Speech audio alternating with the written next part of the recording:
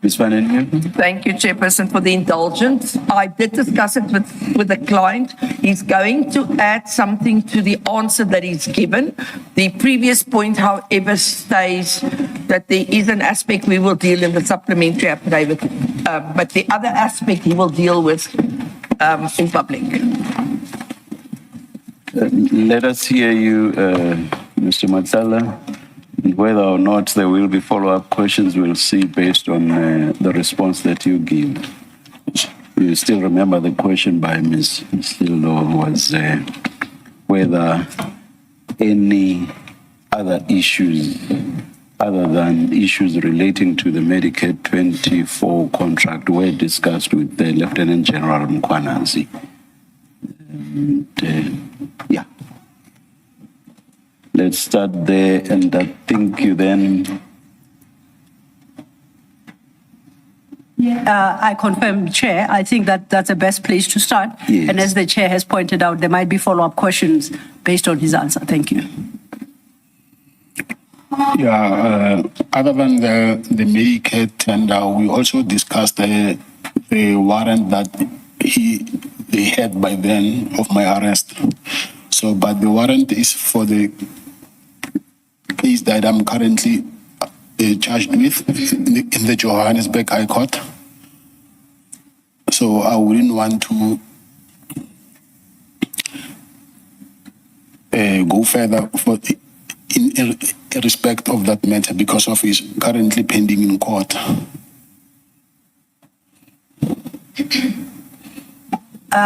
Is that so? Those are the only two issues. The other issues, like I discussed with my counsel, they said they will make a submission, and then I don't know how they will deal with it. But she just explained now that it will have to have an application for that. But Mr. Matlala, I think the antecedent question before we get to that point on which you receive legal advice, the antecedent question is, are those other issues related to the Medicare 24 contract or the matters in respect of which you have been charged?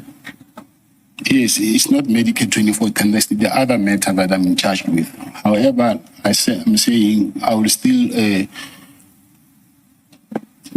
comment more on, regarding that matter, but I needed to make a submission with my counsel, then she will advise further on how we will deal with that. I'm not sure I understand. I want to be sure, are you talking about other matters in addition to the one about the warrant? It's no. Medicare 24, it's the warrant of arrest. Yes.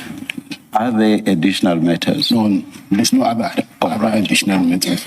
All right. Thank you. So then, if I understand you correctly, what was discussed on that one occasion you met with Lieutenant General Mkhwanazi were the two issues, matters relating to the Medicare 24 contract, that's one. Yes. And secondly, the issue regarding your warrant of arrest. Yes. And now you confirm those were the only two issues. Yes. Now, on the warrant of arrest, is it, you said the Johannesburg case? Yes. The only reference you've made to a Johannesburg case is what's set out in paragraph 7.1. 7.1. Of your statement? 7.1. 7.1. Is it that matter? Is it in relation to that matter or a different matter? Can I please check? Please do.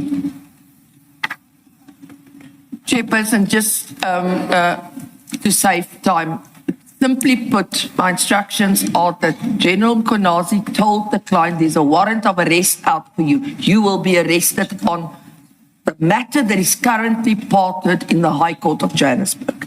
I think it's easier that we just place it on record. Chair, I have challenges. I don't know whether... I also, even as you started speaking, Ms. Vanenhoefer, it's Mr. Matlala who's testifying. And, let Mr. Matlala respond to questions. You may speak, of course, we can never gag you. You may speak if you want to raise an issue. But what you just said, I think, is an evidentiary matter to which it is Mr. Matlala who should respond.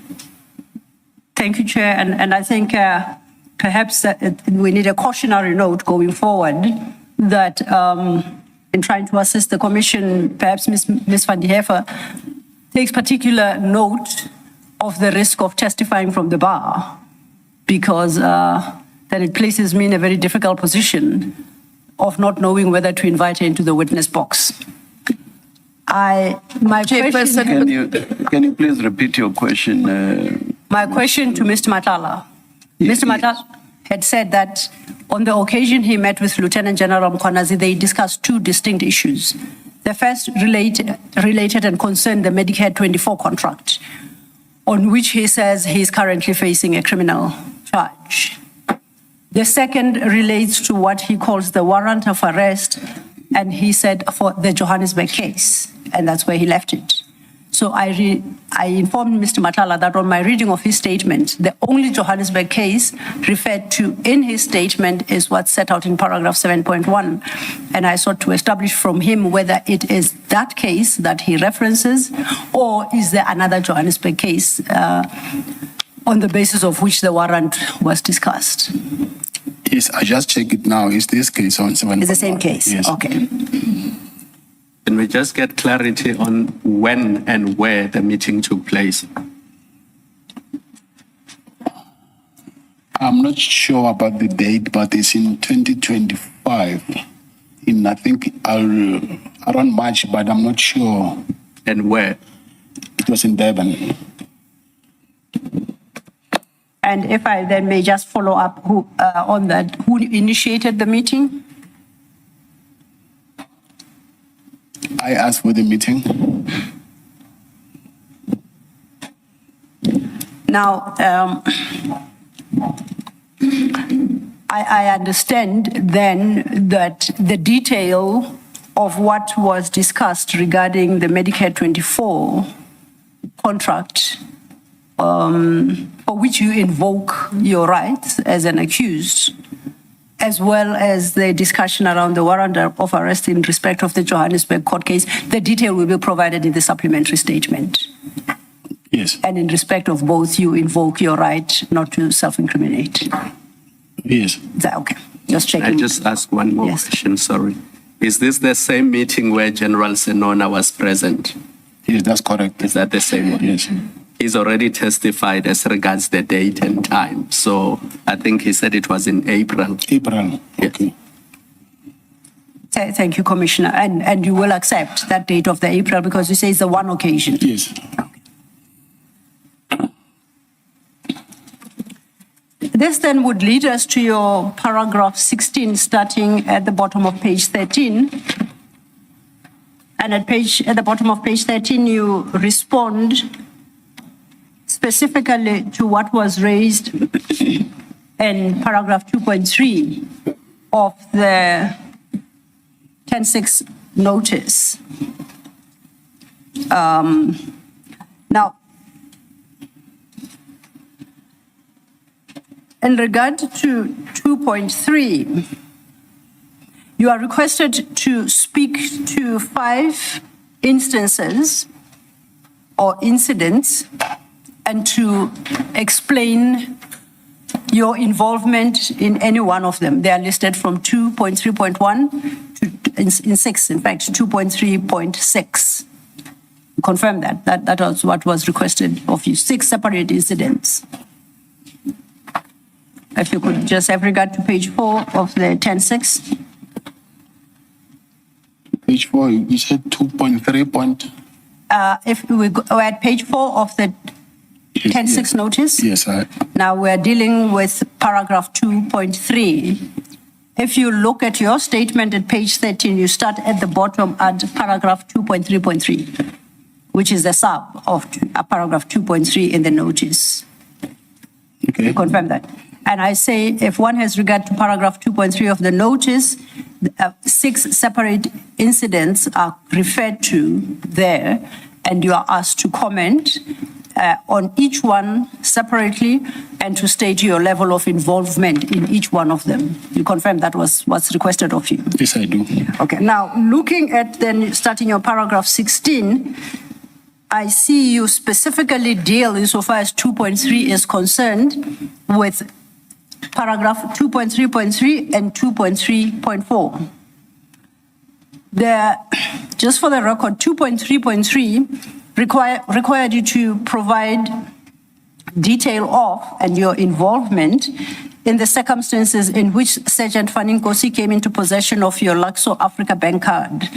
You were required to list all the periods when he had possession of the card and what, when, and for what this card was used for. You deal with that at paragraph 16. You confirm that? Yes, I do. Then paragraph 2.3.4 of the notice required you to address the loan or funding agreement entered with Mr. Salim Karim or any of his companies in or about June 2024 or any other date, including a copy of such agreement and the terms thereof. That you deal with at paragraph 17, where you deal with paragraph 2.3.4 of the notice. You confirm? Yes, I confirm. Now, I note from your statement that you specifically don't deal with paragraphs 2.3.1, 2.3.2, 2.3.5, and 2.3.6. Now, before we then deal with the matters that you respond to, let's try and address the matters that you choose not to respond to. 2.3.1 required you to speak of your involvement in Major General Khan's disciplinary hearing, including communications with Mr. Mokhotsi regarding Mr. Maluleke's testimony and attempts to bribe him in order for him to change his testimony in favor of Major General Khan. You don't deal with that, the issues raised in that particular sub-paragraph. Is there a reason for that? Honestly, it's an oversight. I don't have a reason not to deal with this one. I can deal with it now. I'm sorry about this. If you can deal with it now, we would appreciate if you spoke to it, because this is your moment to respond to the regulation 10.6 as received. So let's start with paragraph 2.3.1. You have looked at it, you have considered it. What can you say as regards what's set out therein, and anything that you may overlook in the process, you will then elaborate on in your supplementary. But for the moment, you can introduce us to any response you have to that question. So it's in regards with Mr. Madulega, am I right? 2.3.1. 2.3.1, yes. Yeah. Yes, Mr. Madulega, I know him. He was staying at my house. The reason for him to stay at my house, I think he was robbed or something, and he didn't have a place to stay. And I offered him a place to stay.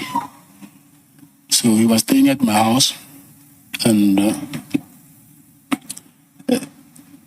as soon as he heard that the police went to my house and to do that first raid, and I've been complaining about the conduct of the police to extent that I even attempted to make an agent high court application to interdict the police from harassment. So I've been sharing these things with him anyway. So there came a point where I don't know who contacted Mr. Madulega, but he told me that, listen, I've been asked to go and testify against, give testimony in relation to General Khan. So, and then he said, because these people who requested me to go there and testify, that are the people who went to your house and raid your house. So, is there anything that you want me to do in regards with this thing? So, and then I told him that, listen, whatever it is, I've already sorted out my issues with these people. So I don't have anything to do with them anyway. So, but he said to me, he already spoken to some guy, Mr. Mokhotsi. And Mr. Mohoti asked him to go there and then to testify, but I do not know what he was supposed to say in his testimony. So he wanted my confirmation that, do you really want me to go there and then testify in favor of General Khan? I said, I do not know General Khan anyway, and then even if you do, it won't help me with anything because I already sorted out my problems with the police that were raiding my house. So from what I heard is, I heard it from Mr. Mohoti, that he said to Mr. Mohoti that I'm going to testify in favor of General Khan, but I want you to speak to your people to give me a promotion and some money. So Mohoti showed me the communication between himself and Mr. Madlanga. So there was a meeting that they were supposed to have a meeting somewhere. I think it was in a hotel somewhere in Johannesburg. I forgot the name of the hotel. So I asked Mohoti that, okay, did your person did what you said he will do? He said, yes, he did, but he told me that they've even recorded him, I think, because he was asking for promotion and money. So I will say, from the top of my head, that's how I remember about this Mr. Madlanga story. By whether he had done what he had said he would do, were you referring to him testifying at the disciplinary proceedings? Yes. So he had said he had testified. No, not the disciplinary proceedings, I'm sorry. He was going, before he went to testify, he had an appointment with Mr. Mohoti. And then Mr. Mohoti arranged, I don't know with who. They met with those people, and then that's when maybe they were planning to try to come up with it, how is he going to testify, I think. So during that meeting, that's when he was recorded.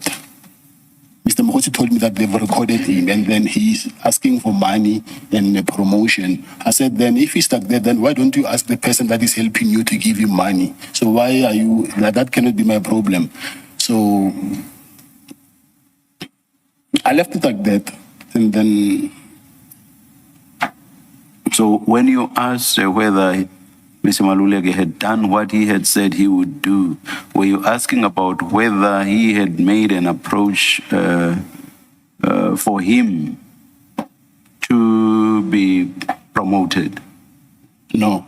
When you asked, has he done what he said he would do, what were you asking about? I was asking that he said he will testify in favor of General Khan. So I was asking Mr. Mohoti that, did he do that? Thank you. Thank you, Chair. And just as a follow-up, considering the issue, which was you were to speak to Major General Khan's disciplinary hearing and then including communication between Mr. Mohoti and Mr. Madlanga, and you testified as you have. I'm not sure I understand, or I'm clarified in my mind, what evidence could you potentially give at the disciplinary hearing? What evidence were you being requested to provide at the hearing? I don't know. I will be lying. I don't know. And you don't know in relation to what aspect of the disciplinary? What I know is it had to do with General Khan. And then what was the details of the disciplinary hearing, that I don't know. Besides testifying, what role did you understand was required of you? What role did you understand was expected of you? Of me? Yes, in all of this, No, it's not of... There was no role. I think Mr. Madlanga wanted to do me a favor. Yes. because of he was under the impression that at that point I'm not in good terms with the police. Yes. So then the very same police, they are the same people who asked him to come and testify. So he wanted to do me a favor and then testify in favor of the person that they wanted to discipline, I think. Okay. Oh, okay. So maybe then the misunderstanding was mine. You were not being required to go testify. No, not That was- myself. okay. No. Then I think I misheard you. Now, can I just clarify, Mr. Matlala, the favor that you say you think he wanted to do you a favor. Yes. The favor would have been what? That General Khan is acquitted. Yes. Okay, thank you. Can I just, sorry, Mr. Law. Did you speak to Mr. Maluleke when you offered him a place to stay? Who actually spoke to him and arranged a place for him to stay? I went to see him at the hospital, and then after he got out of the hospital, there's a guy who stays at it's a cottage. Yes. So I connected him with that guy, and then he went there. But he did speak to you, Who? Mr. Maluleke. Yes. And then you say when there was a raid at your house, you also told him about that. Yes. So you spoke to him Yes. on at least 2 occasions. No, a couple of times, not two. Couple of couple of times. Yes. All right, thank you. Thank you. And the home where you housed him, where is that? It's in Pretoria. Pretoria. Where in Pretoria? In Mamelodi. In Mamelodi, your home. Yeah. Yes. Oh, thank you. Thank you, Chair. That is then in regard to General Khan's disciplinary hearing. Anything else that is relevant to the question posed at 2.3.1? Not that I can think of, but if I think of something, I will add it out in my supplementary Your affidavit. supplement. Noted. Thank you. The next question is at 2.3.2, and here you were asked to speak to your involvement in the delivery of Impala to General Sibia and any other forms of gratification you may given to General Sibia. It's at 2.3.2. Once again, that issue is not addressed at all in your statement. Would you like an opportunity to do so now? Yes, this will also be in my supplementary affidavit because I just heard from the recordings after I've made this affidavit that there's a recording. In that recording, there is I'm mentioning this Impalas in that recording. And then I did not know by then that there was a recording which speaks about such things. So now I have to go back and then make a supplementary affidavit in relation with this Impala story. I hear you because now you want to engage with the recording itself, whether it's by way of questioning or challenging its correctness or otherwise. That's a separate issue. Mine is you were specifically asked in the 10.6 to speak about the delivery to General Sibia of Impalas and any other form of gratification given to him. So we can confine ourselves to the question as posed. The content of the recording we will deal with in the fullness of time. Yes, Commissioner, like I said, I do not want to incriminate myself because I know that the recordings are under investigation. And by the time when I made my affidavit, I was not aware of that. So I just heard the recordings after. So I do not want to comment on something which on a later stage will incriminate me. So that if I understand you correctly, in respect to the question posed at 2.3.2, are you asserting your right against self-incrimination? Yes. And what in particular would you be speaking to that places you at risk of self-incrimination insofar as the delivery of Impalas to General Sibia is concerned? I just need to understand the basis upon which you are invoking that. Are you facing criminal charges for that currently? No, there's investigations. Yes. Which it has been said in open court that there is current investigations going on. So what I will do is I think I will get the transcripts then of my court proceedings, and then I think I'll need to attach them to my supplementary affidavit. Can you clarify? Ask Ms. Hasim here, perhaps, because I don't necessarily know everything. Which court proceedings are you referring to? The Johannesburg High Court. Is that the attempted murder case? Yes. Let me try to clarify this. Please, if you can. We asked for the recordings during the pre-trial. And then the state advocate said that no, the recordings, they are not part of that trial, of that case. So it's something else which they are investigating. Meaning, whatever is in the recordings is under investigation. So hence I'm saying now, I do not want to comment on that because I know that it's under investigation. So if this is for my understanding, is it your attitude that the commission cannot engage you on anything that you suspect is currently under investigation? Not suspect, something that I know for a fact that is under investigation. So you cannot be engaged on anything that is currently under investigation? Yeah, whatever the basis of investigation and progress of investigation in there, is that the attitude you assume? Yes, I do not want to incriminate myself on that.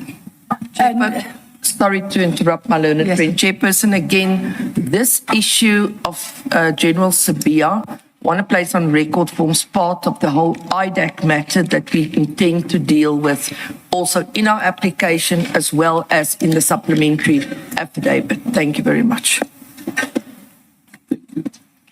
Can I just ask to make sure I understand? You're saying there is an investigating officer who is looking at the question of the delivery of impalas to General Sibia?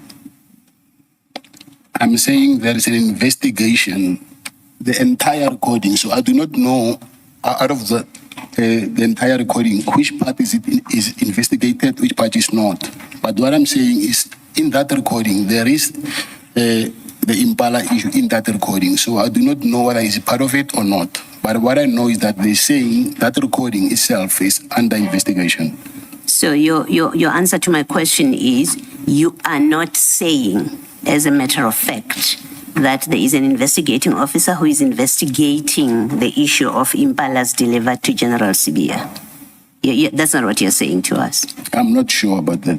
Yeah, you're not saying that as a fact. You see, you're raising, you say you're reluctant to speak to it because you don't Yes. want to incriminate yourself. Yes. So it's important that we understand the basis of it. That is it just a suspicion that you have that the delivery of impalas is being investigated? It's a suspicion and we have to deal with it on the basis that it's a suspicion, or as a matter of fact, there is an investigator, an investigating officer who is looking at this specific question. It is important to understand which one you're relying on. What I understand is they said there is an investigation, so they did not specify because there's a number of issues in that recording. So they did not specify that directly we're investigating this, not this. That I do not know. So I cannot say it's under investigation or not. But what I know is that the entire recording itself, they say they are investigating it. So I do not want to sit here and saying, no, this is under investigation. Which chances are there? Maybe it might not be under investigation, or it might be. I do not know that. And if it is not under investigation, you would be able Of course, yes. to speak to it. Yes, I will. Thank you.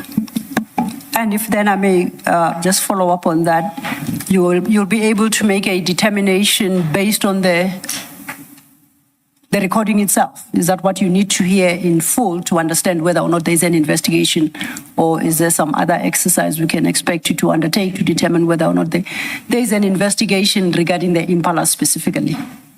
Where do we land? I'm trying to anticipate what we can expect in your supplementary, because as you say to Commissioner Balo, you don't know whether specifically the issue of impalas is the subject of investigation. You can't say that for a fact. Yes.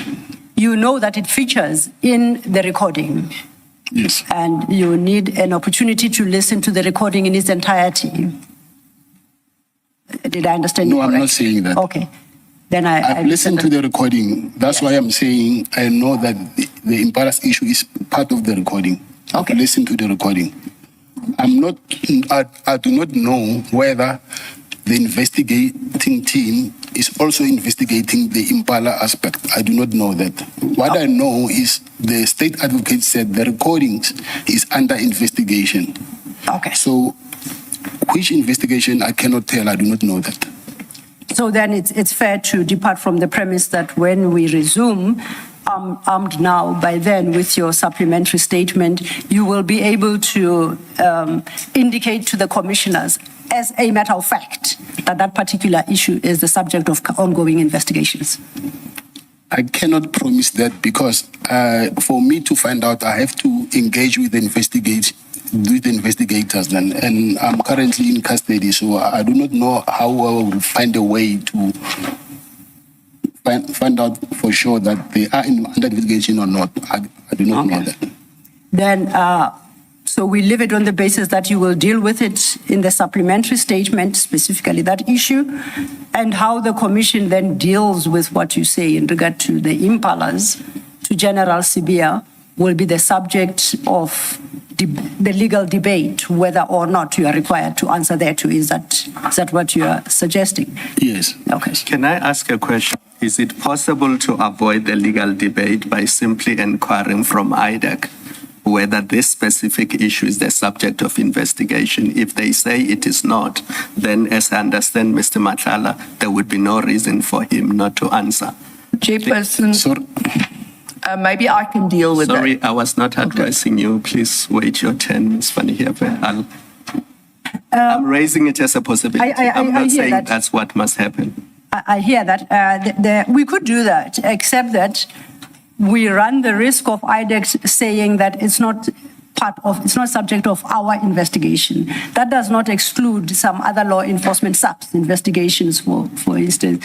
And hence my interest to find out from Mr. Matlala what his understanding is in regard to any investigations concerning the Impala. He should be able to indicate. Can I do this? Sorry, because I wanted you to finish on this issue and then Ms. Van Heerden gets the opportunity. In light of what Ms. Sillo has said, there's no need. I think I'm covered.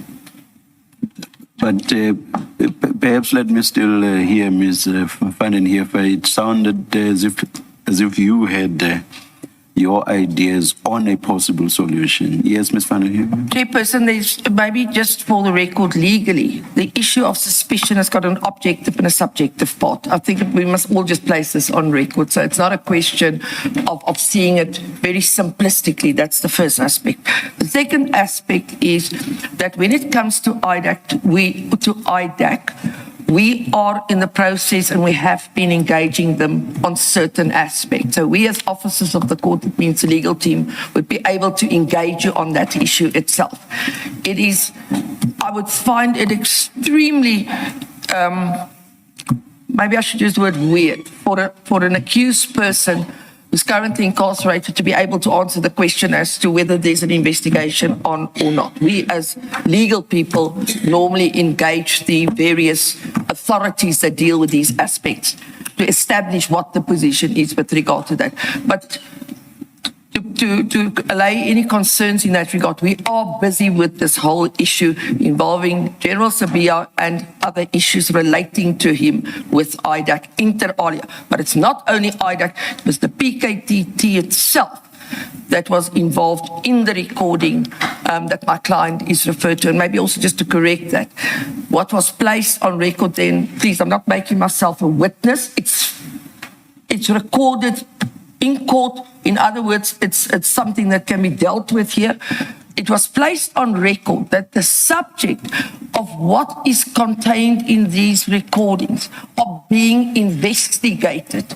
And the inference that I would draw from that thinking back was that the PKTT and their cohorts are busy investigating issues that forms part of this interview that was, or the statement that my client was made to do. But again, as I said, I want to emphasize we are going to address legal points to you on that in due course as part of the supplementary and on the points eliminated. And not just the legal issues, but also the pertinent factual question whether the is any investigation relating to the alleged delivery of impalas to General Sibiya by Mr. Matlala. Indeed, as I've indicated So to you, that factual issue, whether there is, because otherwise the privilege of self-incrimination will be a non-starter. So we should that should be addressed specifically Chairperson. as a factual issue. Yes. Chairperson, where I started off this morning, you will recall I said that when we deal with these issues, we have to deal with it on a factual basis and on a legal basis. You cannot have a legal argument in abstracto. It needs to be supported by factual issues. Thank you. Thank you. Thank you, Chair. Then for my own edification, where we land is, Mr. Matlala, when you deal in your supplementary with the issue raised in paragraph 2.3.2, you will definitively state whether or not there is ongoing investigation in respect of the impalas, and then you deal with the issue of impalas the best as you can. Yes. And who is conducting such an investigation? Is the, what is it called? GCI Ops. GCI Ops. Gauteng Counterintelligence Operations.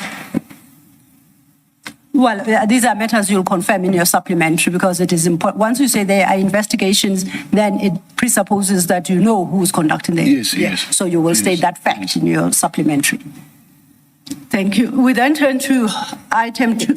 Yes. But before you step off, just so that nothing falls between the cracks, that paragraph 2.3.2 speaks to it raises two questions. There's the impala delivery and there's any gratification, any other gratification. So I'm assuming that you adopt the same posture in respect of any other gratifications, and that you will then deal with it in your supplementary affidavit as well. Yes. Okay. Thank you. Thanks, Mr. Thank you, Commissioner. That then brings us to the question set out in paragraph 2.3.3. And this required you to speak to the circumstances in which Sergeant Fanny Nkosi came into possession of the Luxor Africa Bank card. You were required to list all the periods when he had possession of the card and what, when, and for what he used this card. This you deal with at your page, starting at the bottom of page 13, where you have a heading at paragraph 2.3.3, and you deal with the Luxor Africa brand card at paragraph 16. So if you could take it from there. Lux of Africa brand is my co-accused in the Medicare tender matter, and as such, I'm unable to respond to the question posed on the paragraph under reply. I'm of the view that I might incriminate myself by answering questions related to Nkosi and Lux of Africa in view of the pending case before the Specialized Commercial Crimes Court.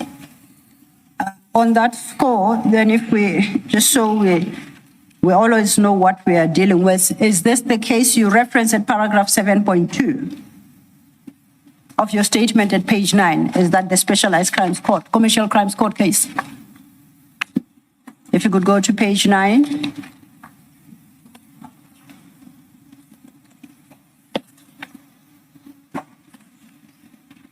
Yes, yeah. It is. Yes. Then if you go still to staying with page 9, paragraph 7.2, you recall we discussed the companies, your companies, through which you participated in the security services sector and the health sector. And we had identified Medicare 2420 Pty Limited, which you referenced at paragraph 7.2. At 8, you introduced CAT Protection and Security Services trading as CAT VIP. That's in the security industry. And the third is what the company you referenced at paragraph 9 that I think you named Black AK. Black AK Trading Black and AK Suppliers. Trading and Suppliers, which you say you established in 28. So those are the 3 companies we earlier in the morning established. You participated in the 2 sectors. Against that understanding, are you able to highlight what is the relevance then of firstly Luxor Africa brand and what your association with that particular company is for purposes of the health sector or the security sector, as you had testified? No, this company, it didn't have any relation with any government entity at all. Yes. So the funds that I've been transferring funds from my Medicare account to this company. Okay. And so this company has been charged with money laundering because they've been following all the monies that been coming from the SAPS tender. Yes. So this is how this company ended up being my co-accused. I understand. So this statement is no longer being projected.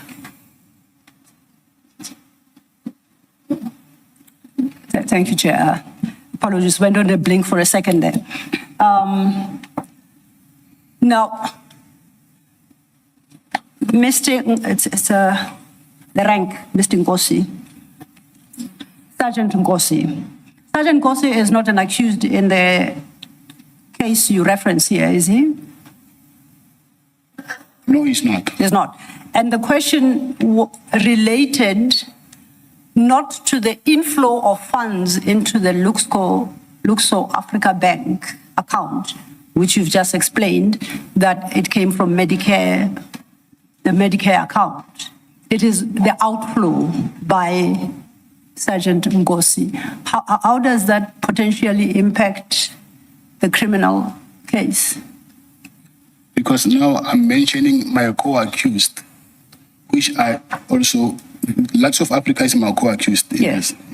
So the money that went to Sergeant Nkosi is from Lots of Africa.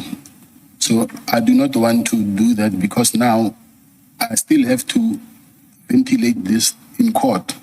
This Lots of Africa funds, how did they end up into Mr. Nkosi's account? I understood you to say that the issue really is because it's Medicare 24 and it's Luxco receiving funds from Medicare 24. Perhaps if I ask, are those the only funds that Luxco has received in its account in the period of its existence? Not that I can think of. So there might be other sources. Yes, it cannot be. Yeah.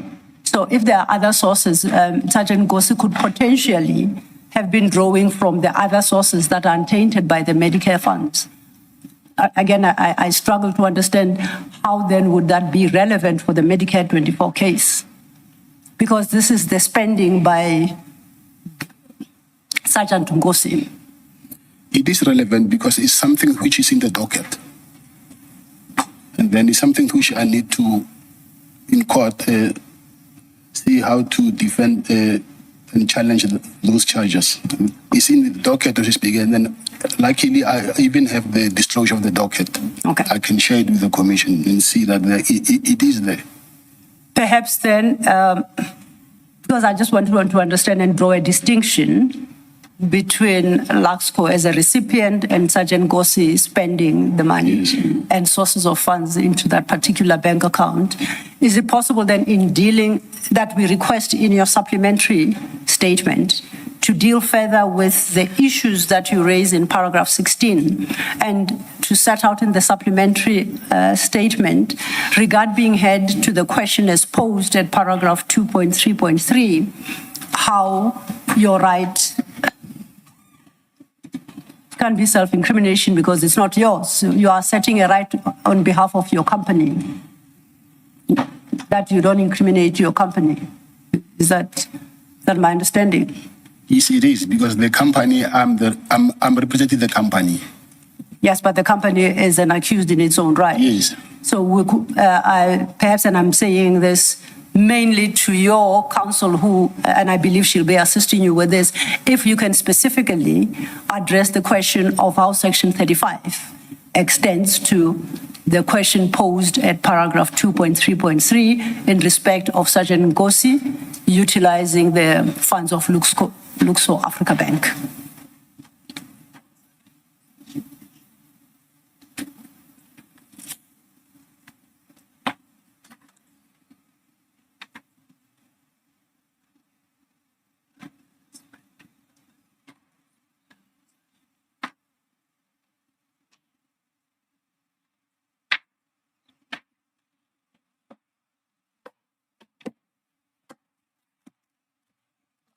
Chair, I saw your microphone on. I thought you wanted to say something. Thank you.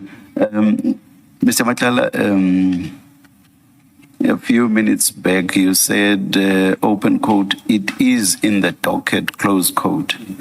What I want to know is what exactly are you referring to? What is in the docket? Is it matters relating to Sergeant Nkosi and the transactions he made on the Luxo account? What exactly did you mean when you said it is in the docket? I was referring to the Lux of Africa company, that it is part of the, it's part of my co-accused, and it is in the docket. Because the commissioner was asking me that how is it possible that Lux of Africa is not Medicare 24, then why is it also charged with this offense? So I wanted to maybe give proof that it is in the docket because of, I have proof of that, and then it is also my co-accused. And then I do not want to prejudice my co-accused. So in the docket, is there anything about the transactions made by Sergeant Nkosi? I think so. I'm not sure, but during the interview they've mentioned, but I don't know whether they've included in the docket because I haven't seen the contents of the docket yet, but I know there's a disclosure. But just a minute, please continue. Yes, but during the interview, he's been mentioned. I just don't know whether he's in the docket or not. Yeah. Chairperson, just for the record, and I'm sure you know this, the content of such a docket is sub judice. We cannot disclose what's in the docket in public at this point because it relates to an ongoing investigation, of course. And statements, etc., that's contained in there, we will make ourselves culpable, and my client would, if he does so ahead of time, whilst there's a pending matter and where contents of the docket is subject to that pending matter. I'm asking the question to understand the basis of Mr. Matlala asserting the privilege against self-incrimination. Because if there's nothing about that, it may well be that the privilege does not arise. I would be very surprised that the issue that you raise can ever preclude us from asking these sort of questions. I would be very surprised if that is what the law is. Chairperson, that's why I've indicated to you we're going to deal factually with these issues before you. I do understand that you have a right to ask questions. We've never disputed that right to ask the questions. In the interest of time, may I make this suggestion? Ms. Silo, Sure. I hope both you and Ms. Van den Heever will agree to this. Let us leave this Luxo question and let us see what the supplementary affidavit will say, and in particular about the issues that we have specifically raised. But of course, we would want to hear more and the full basis on which the right against self-incrimination is being asserted. Let us leave it at that. Of course, Chair. Thank you, Chair. Staying then, Mr. Matlala, with the notice, we then move to paragraph 2.3.4 in the notice, and that required you to speak to the loan or funding agreement entered into with Mr. Suleiman Karim or any of his companies in or about June 2022 or any other date, including requesting you to provide a copy of such agreement and that you speak to the terms of such agreement. Did you say 2022 or did I 2024. 2024, apologies, June 2024, that's the correct date. That is what is understood to be the date of the conclusion of this loan agreement. So that was the request to you at paragraph 2.3.4. You deal with that at your page 14 at paragraph 17. So if you could read that perhaps into the record. Thank you.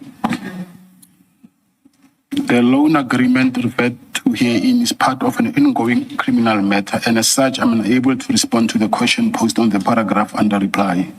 I'm of the view that I may incriminate myself by answering questions related to this loan agreement, as I believe it forms part of the Medicaid criminal matter which is pending before court. I was advised that there is a financial investigation being carried out with respect to all monies paid by SAPS into Medicaid and any transaction made in general within Medicaid bank accounts, and it is for this reason that I do not wish to incriminate myself. If I understand your paragraph 2.17, your paragraph 17 correctly, the investigation relates to monies paid by SAPS. You state as such at your paragraph 17, right? That's what the investigation is about. Yes. Now, then it is safe to conclude that any funding and loans received from Mr. Karim in terms of a loan agreement does not constitute monies paid by SAPS. It is. Mr. Karim is SAPS. No, not Okay. paid by SAPS, because I was paying the money back to Mr. Karim from the monies paid by SAPS. So it says the investigation is into monies paid by SAPS into Medicare, and you say that that investigation extends to payments you would have made out of the funds in Medicare to Yes, pay yes. the loan. Yes. Okay. Now, the question relates to your receipt of the loan, not how the loan was treated thereafter. The question is very specific and requests you to provide the funding agreement concluded with Mr. Suleiman Karim. Are you able to provide us with that? I cannot provide with that because it's a matter that is under investigation, is in court, and then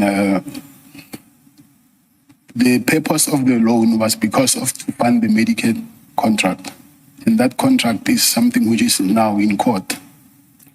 I appreciate that, and you explained earlier that the investigation into monies paid by SAPS extends into Medicare, extends to payments by Medicare to inter alia Mr. Karim in settlement of the loan. That's what I understood you to say. Yes, that's correct. Now, I say the question requested you to provide the agreement with Mr. Karim or any of his companies that you may have concluded on the date specified and the terms thereof. So it's the terms of the agreement that the Commission is interested in at the moment. The terms of the agreement only. The loan agreement, yeah. The loan agreement, or one, if there's one. Yes, but the loan agreement has to do with the Medicare contract. Okay. So, Now, at least we've established there is a loan and there's a loan agreement. Is it in writing or oral? it was oral. It was oral. Yes. The date suggested there is June 2024 or thereabouts. Do you confirm that date? Chairperson, I don't understand. The client has asserted his rights on that particular issue. And just for the record, my learned friend should know that in her investigation of these matters, more specifically the Medicare 24 contract, doesn't only relate to a tender that was awarded. There's issues under PRECA, there's issues under POCA that forms part of that particular matter. To try and simplify it with a non-legal person by saying it only relates to money coming from subs is pure and simply just not correct. If I may, Chair, I was addressing myself to the manner in which Mr. Matlala elected to express himself. He invoked his rights where investigations are underway, and he indicates in the statement that the further investigations he's aware of are in respect of monies paid by SAPS into Medicare. That's what he's got written. He expounded on that to indicate, including monies paid by Medicare back to, let's say, would-be entities that loaned the funds. Now, those are matters I think we will still engage on and debate on an argument with Ms. van der Heever. What I asked about and reminded Mr. Matlala about paragraph 2.3.4, it concerned itself only with the loan agreement, the terms of the loan agreement with Mr. Karim. Ms. van der Heever wants to argue that because of the nature of other charges that I'm not aware of that invoke PRECA and related legislation, that he should not be required to speak to such agreements, then I would invite in supplementation that that matter be dealt with in detail to specify the particular sections and the crimes for which Mr. Matlala is charged, in respect of which he concluded an agreement with any third party that is not an accused before court at this current. I will do so, Chair. Thank you. Thank you, Chair. And I would imagine this is still going to arise with regard to other issues that are still to come, and that is a function of the fact that the privilege is being asserted in very broad and generalized terms. So perhaps the solution should be. Not that we're not going to raise the issues. I'm not suggesting you should not ask the questions, Mr. Law. Am I suggesting that my co-commissioners should not ask the questions? I'm just saying we are likely to encounter this a good few times until we are done with the statement. And perhaps the solution in respect of all is for us to get a clear substantiation of the full basis, its inner and outer contours of why the privilege is being asserted. It's only then that we will all be in a position to engage with the privilege as substantiated. But please continue. Indeed, Chair, I'm in full agreement, and I think the purpose of this exercise was to understand the extent to which this privilege is being asserted. Is it in respect of anything that even is remotely related to the Medicare contract, whether or not it's the subject of any criminal charge or investigation? Because the line we seem to be holding thus far is any reference to anything in this where Medicare 24 contract is referred to is subject to Section 35. So I think it was necessary or it is necessary for Mr. Matlala and I to understand one another and for him to appreciate that we need an understanding of when it is this right is asserted and the basis thereof in regard to the specific questions that are asked. So unfortunately, it's an exercise we're going to have to go through in respect of each, and he keeps undertaking that when he files his supplementary statement, he will address each question specifically in response where he asserts this right. Thank you, Chair. Then, Mr. Matlala, that leads us to your paragraph 2.3.5. We are now in the, not yours, paragraph 2.3.5 of the regulation 10.6, if you could turn your attention to that. That paragraph is a paragraph, page 4. That paragraph requested you to speak to your appearance at the ad hoc committee, that's a parliamentary ad hoc committee, and whether you were induced or threatened or influenced to give false evidence, including the details of anyone who may have induced or threatened you to give false testimony. When that happened, how and for what purpose was the false testimony requested of you? That is the request that was put to you. That's one of the issues you have not addressed in your statement. Are you able to indicate why that is? Yeah, this is one of the things that will be in our supplementary affidavit. The first question was why it's not addressed in this statement. It's because also of the recordings that I came across the recordings after I've made this affidavit. So in the recordings, there are people that are mentioned here which have been mentioned in the ad hoc committee. So I will do that in the supplementary affidavit. Now, if I might just understand that answer. So the recordings have made reference to people who were referred to in the ad hoc committee. So you are not in a position to indicate whether you were in any way induced, threatened, or influenced to give false testimony. Is that what you're saying? Yes, I cannot comment on that now. Because I do not want to give, I do not want to end up incriminating myself by way of perjury. Hence, I'm saying I need to go back and make my supplementary affidavit in regards to this 2.3.5. So you, if I understood you, understand it correctly, and I might not, you don't know whether you were in any manner induced, threatened, or influenced to give false testimony. You don't know that. Chairperson, again, he's invoking his right against self-incrimination on this point, and inherent in that, my learned friend can read where this issue is going. If you lie under oath, you commit perjury, as simple as that. The client has said, I invoke my right to self-incrimination, and I think that should at this point be the end of it.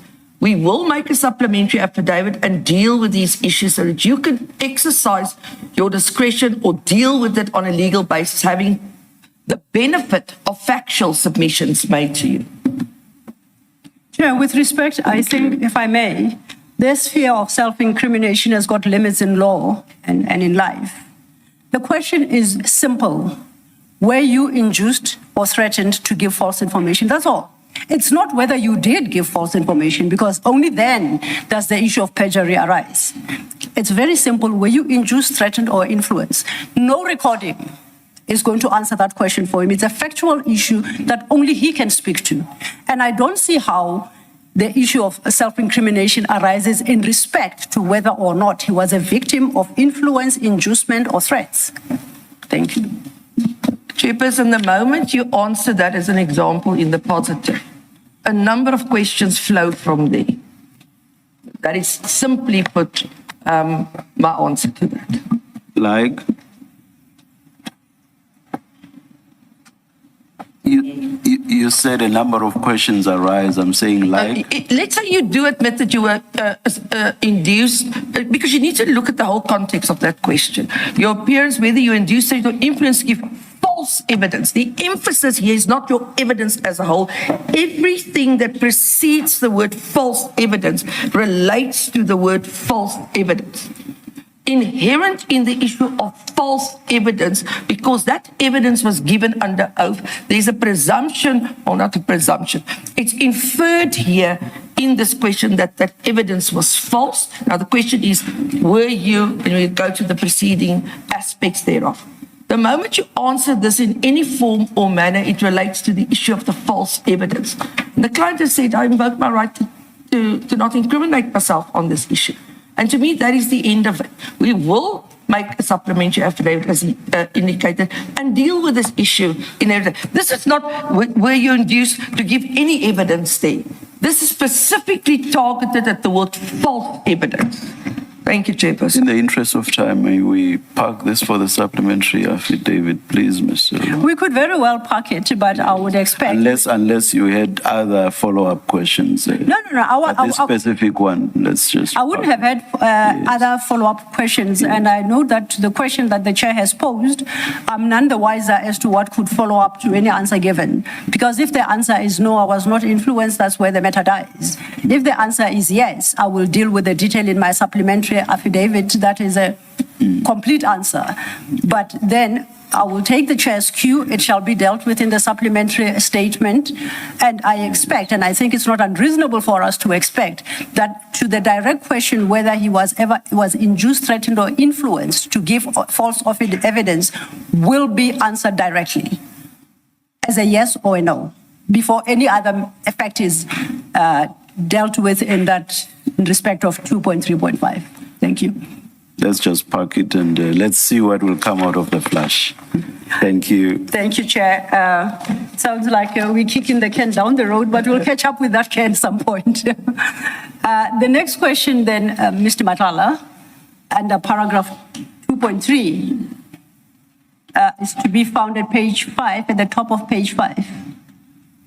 And it required you to speak to the recording of your interrogation on December 2024 and 2025 by witness C or any other police officer who interrogated you after your arrest. You haven't dealt with it here, so for the record, I would like you to address yourself to that, whatever position you assume in respect thereto. Chairperson, maybe at this point, based on this particular issue, it's one of the legal aspects that I intend to raise with you in due course.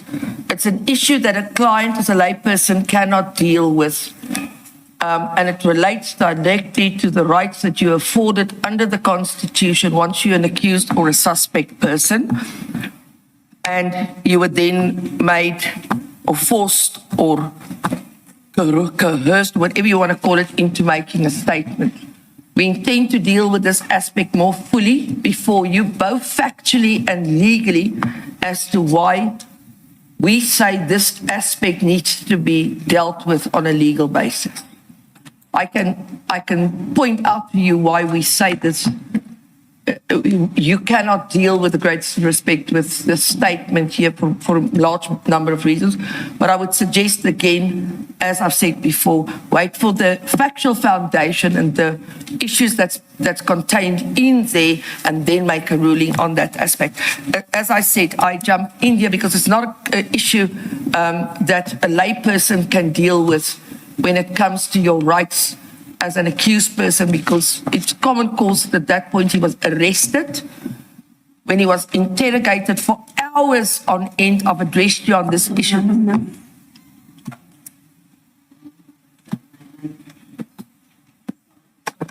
Yeah, I think there must be a difference between an answer to the question, why did you not address 2.36? Because he didn't address it.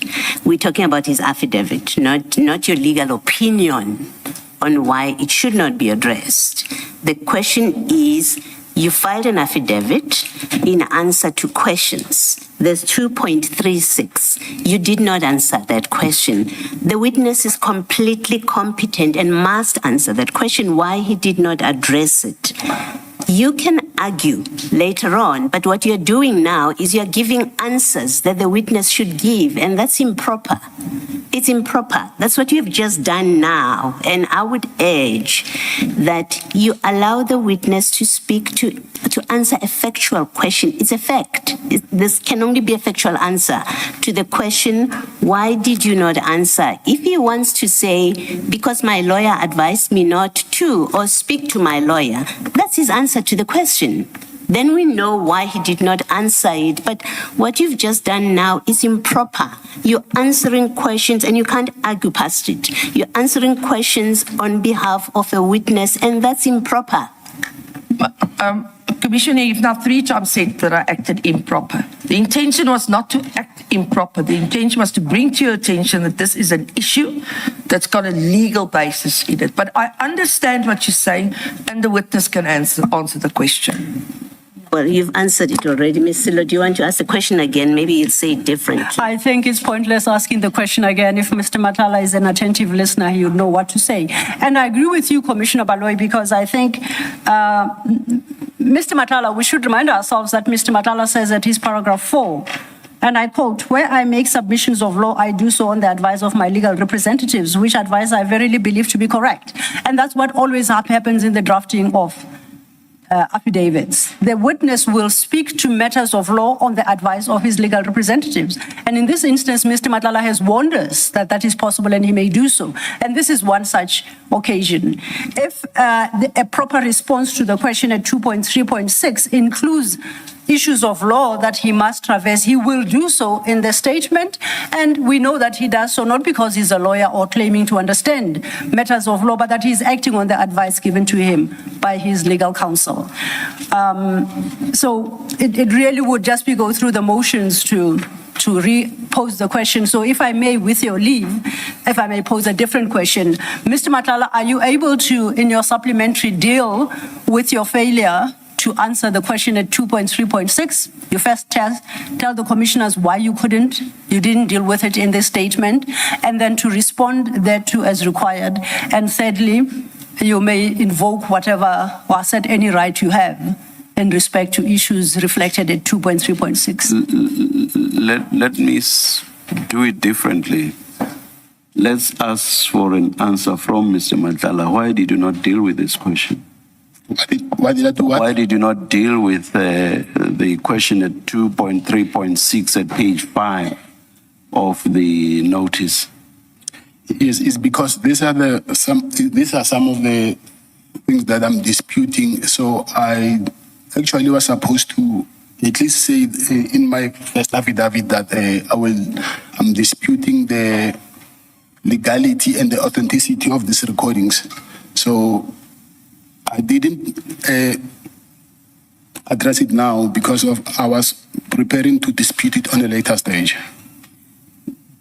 But for example, with regard to those issues in respect of which you are raising the privilege that you've been asserting, you have told us that you are not responding to these questions because you are asserting that privilege. Yes. So I don't follow what you are saying, because here you've chosen to keep silent, which is why the question is being asked. Why were you silent about it?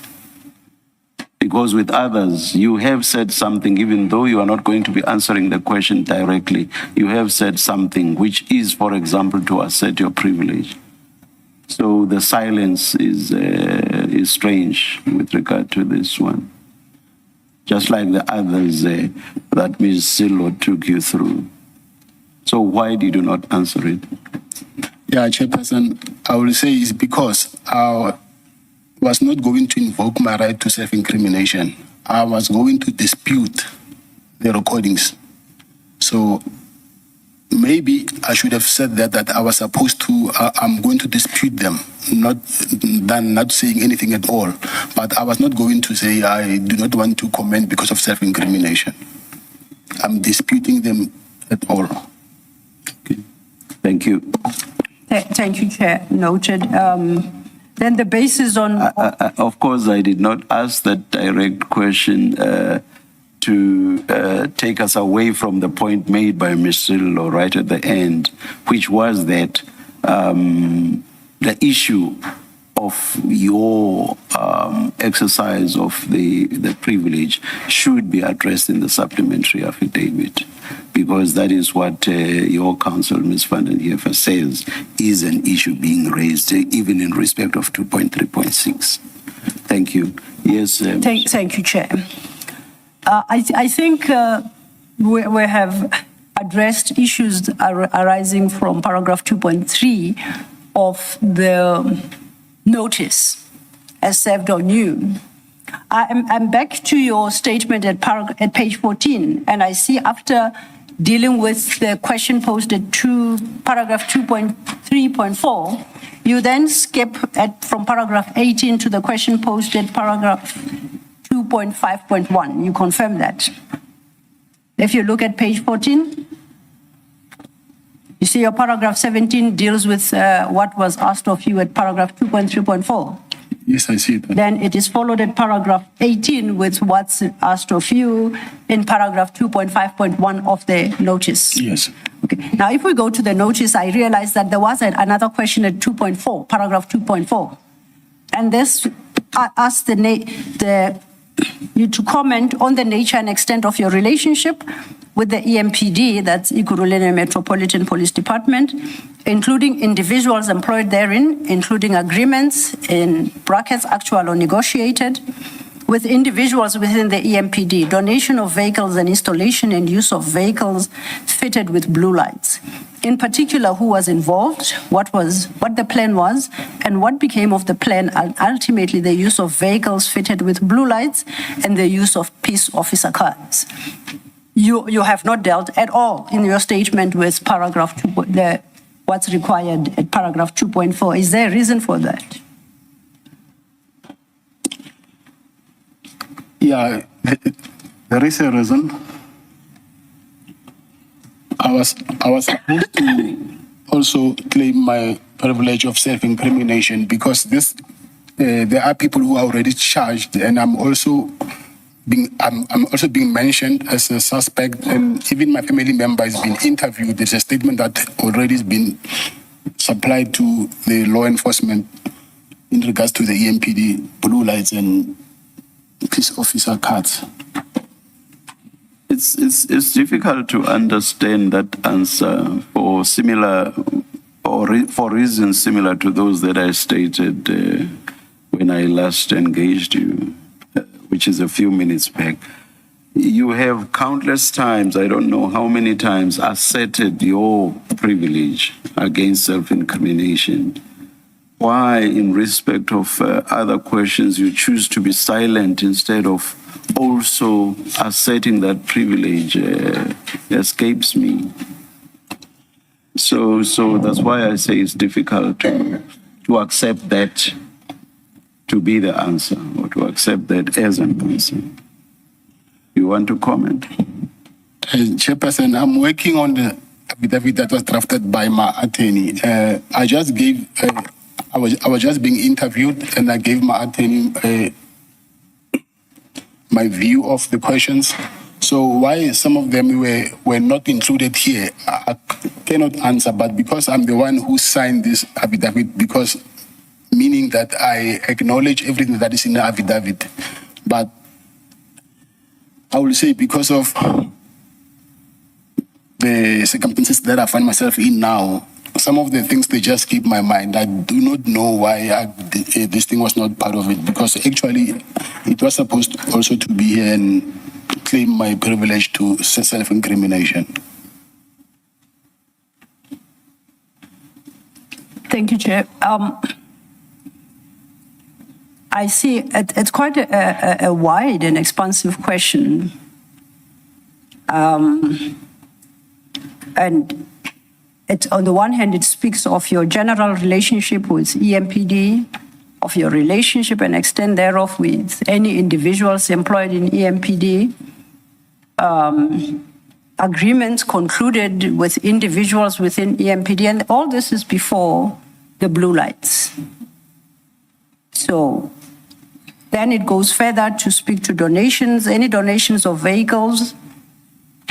Again, it doesn't say anything about blue lights. Blue lights only appears thereafter, installation and use of vehicles fitted with blue lights. So I'm not sure when you say you are asserting a right, are you asserting a right not to self-incriminate if you testify about relationships you have with any members of EMPD? What self-incrimination could potentially arise from that? If you can go back, Commissioner, I've mentioned about my involvement with the former Mayor Tanya Campbell with the State of the City address. I did not add it again here because I already touched on it. So the following questions, it was about the blue lights and individuals that I might know, which obviously is one that I know from EMPD. So hence I'm saying the affidavit itself was not drafted by myself, but I'm responsible for it because I've signed for this affidavit.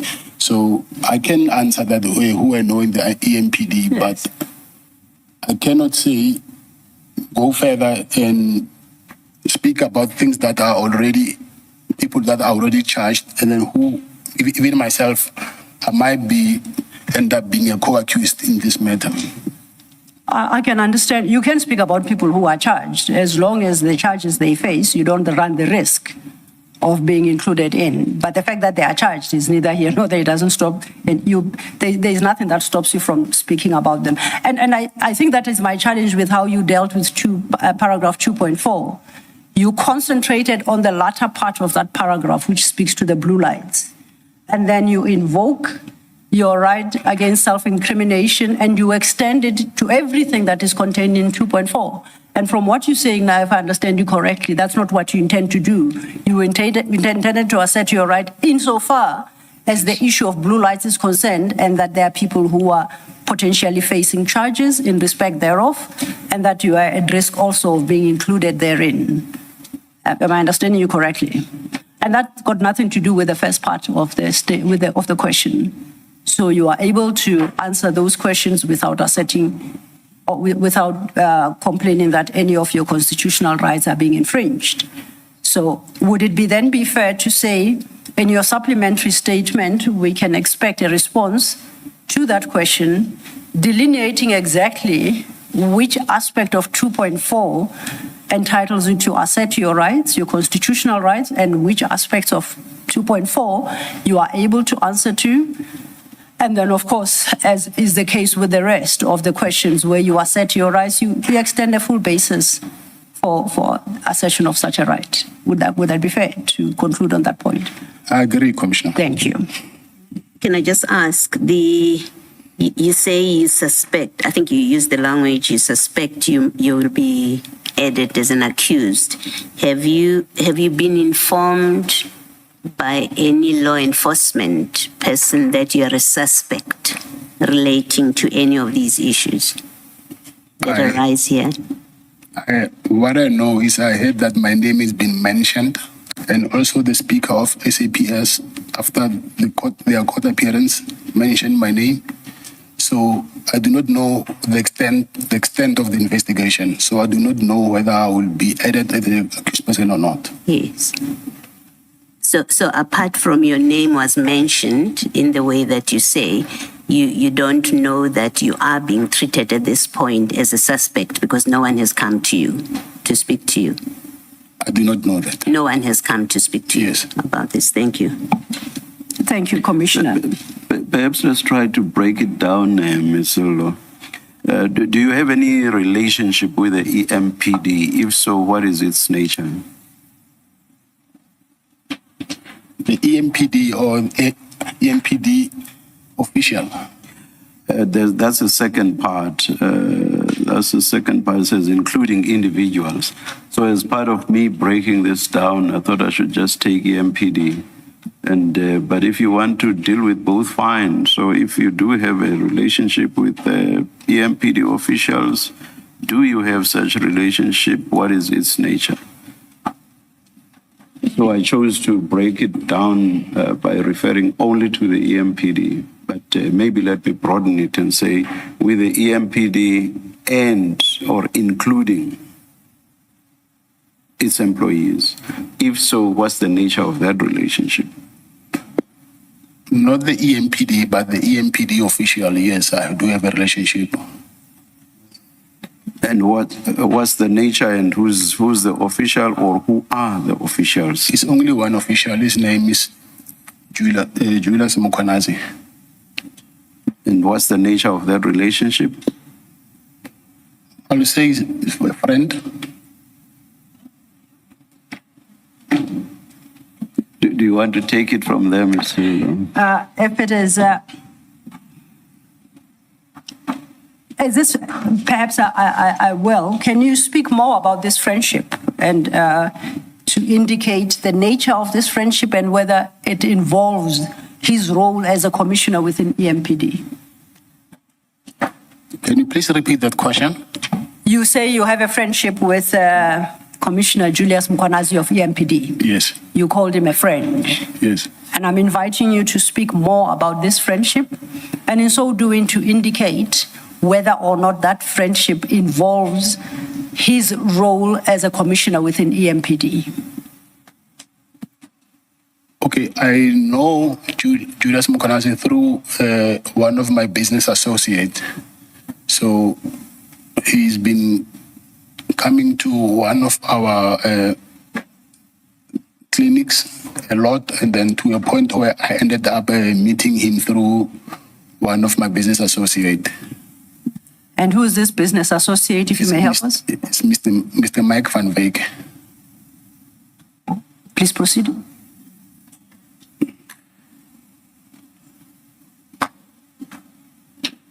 Please go ahead. You had said he's a friend, so I take it I accept you say that you were introduced to him by your business associate, Mr. Van Wyk, but then from your earlier response, I take it then you subsequently establish a friendship. Yes. Can you tell us more about this friendship?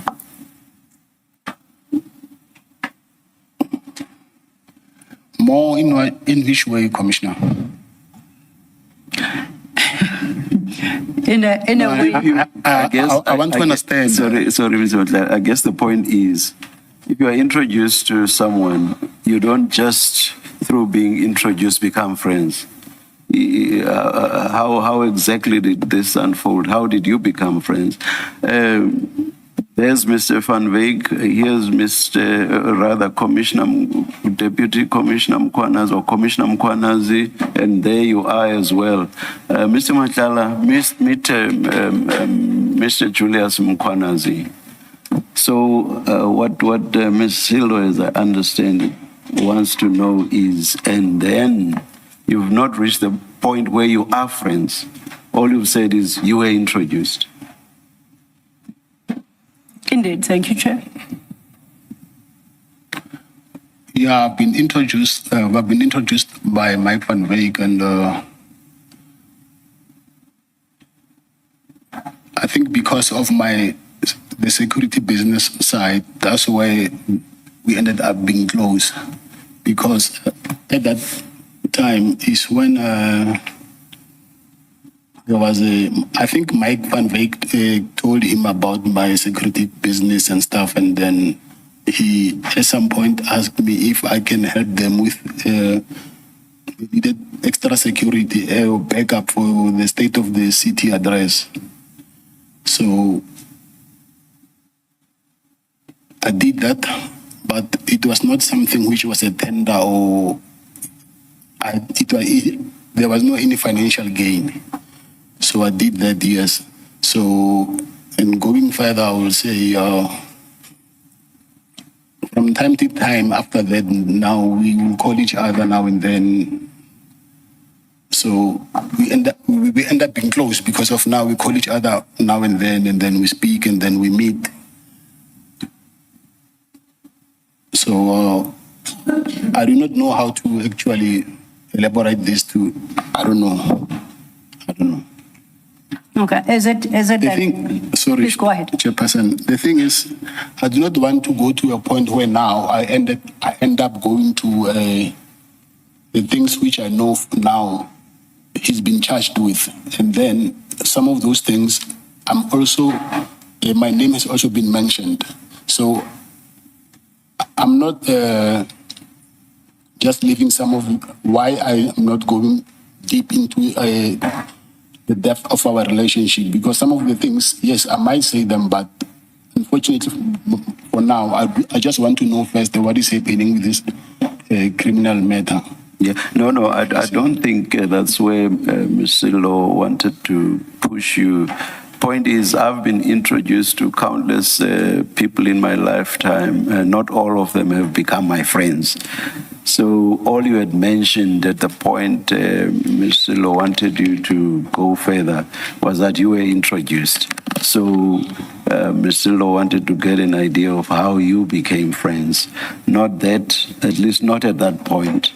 Indeed. She was pushing you to get into any possible criminality. I'm not saying you were involved in any. I'm not suggesting that. I'm just mentioning it because you got to a point where you sought to assert the privilege. I'm just explaining. Thanks, Chairperson. Yeah. Thank you, Chair.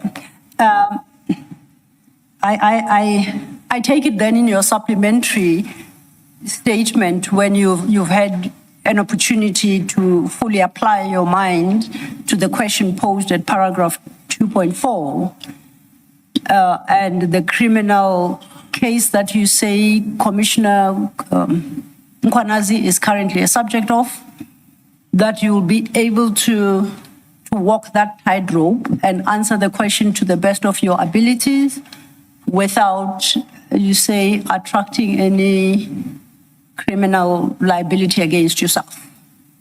So perhaps we'll get a better understanding, because I want to conclude on this point on the basis that now we understand you are friends with him, and friends are not acquaintances. And friends are people who have a relationship different from two people who have just been introduced. So you got introduced and you developed this relationship, which you classify as a friendship. Is that a fair conclusion to make? Yes. And that it's a question, and I'm checking whether flowing from such friendship, your engagement with EMPD, I think you said on providing security services to former Mayor Tanya Campbell.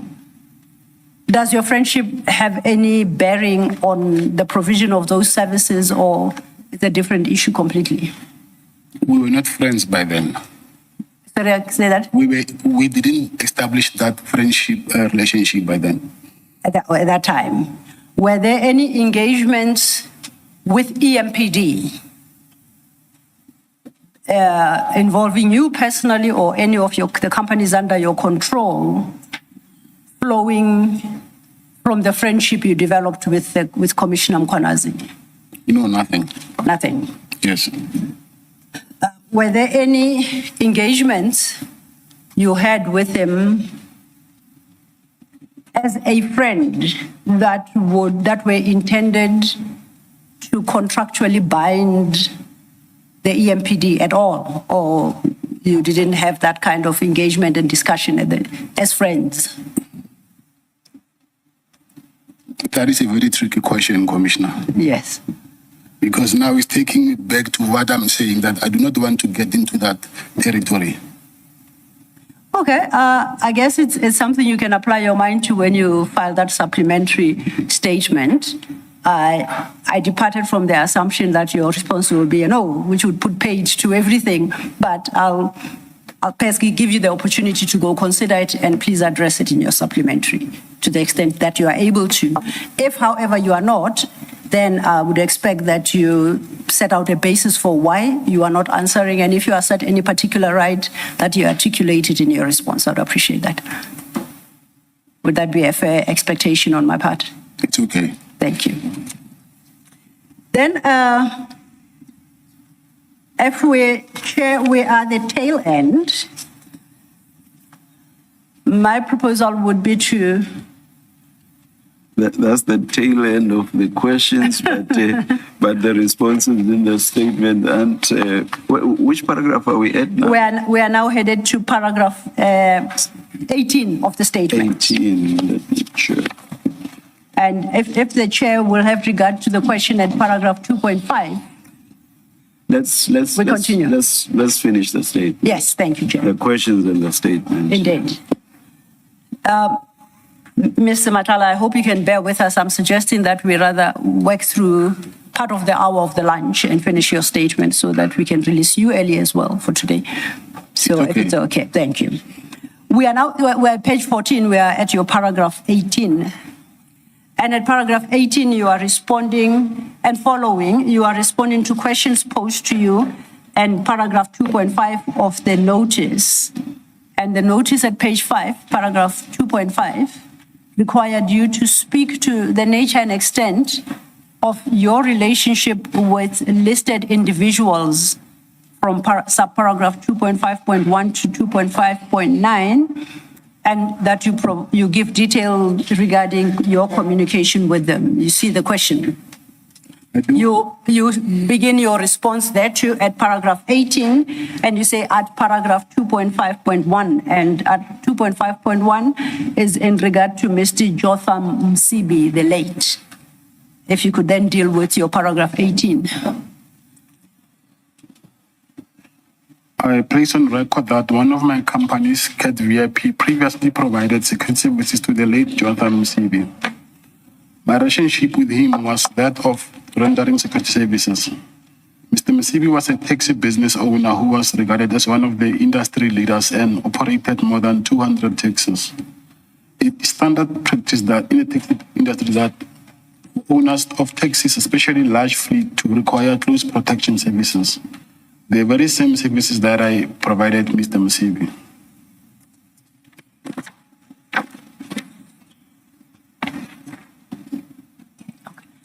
My apologies, Mr. Matlala. I think you are not as audible as perhaps we would hope you to be.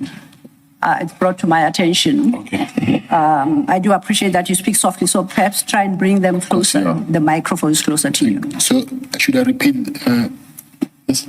I think that there's a general nod around the room. Yeah, just please quickly reread your paragraph 18 into the record. Thank you. I place on record that one of my companies, Cat VIP, previously provided security services to the late Jotham Msibi. My relationship with him was that of rendering security services. Mr. Msibi was a taxi business owner who was regarded as one of the industry leaders and operated more than 200 taxis. It is standard practice in the taxi industry for owners and of taxis, especially large fleet, to require close protection services. The very same services that I provided Mr. Msibi. Thank you for that. From paragraph 19, you deal with a different issue. I note how you describe your relationship with Mr. Msibi, and you say you rendered security services. Did you have a relationship other than provision of these security services with the late Mr. Msibi? Relationship as a client? So you had a relationship as a client. Any other? Friendship, maybe? He was a very old man. He was not my friend. Like a son, perhaps, then? Yeah, he used to call me son, but not because of I was his son, but Yes. that was his way of addressing me. Other business relationships?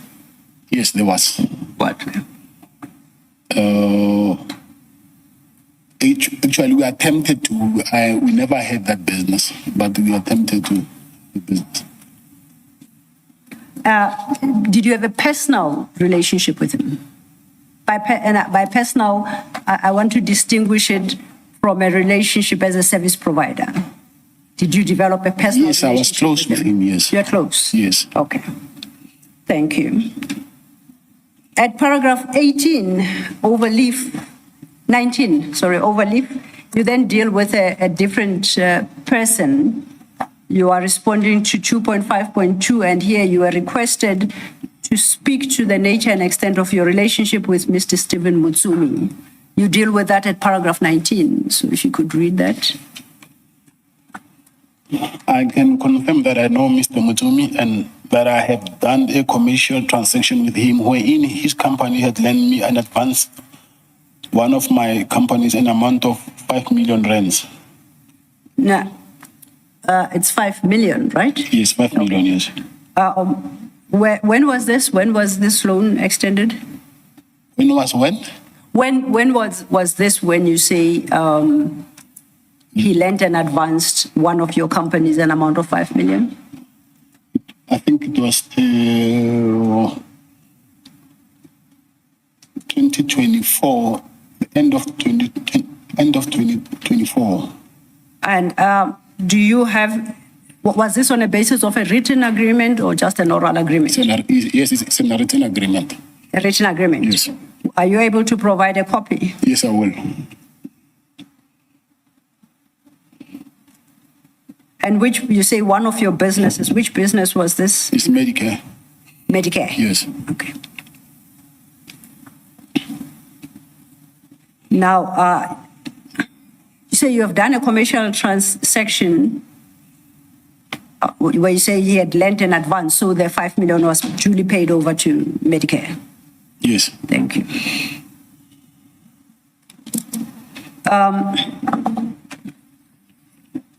Now Can I just ask? Yes. Sorry, Mr. Is this the only kind of relationship that you've had with Mr. Mutsumi? Yes. Okay. Thank you. And in fact, that is where I was leading to, so you confirm that he's not your friend. No. Do you have any other personal relationship with him besides commercial transactions? No, I don't have. How did you come to ask for a loan from him? Why or how? How? I called him and asked for money. Sorry? I called him and asked for money.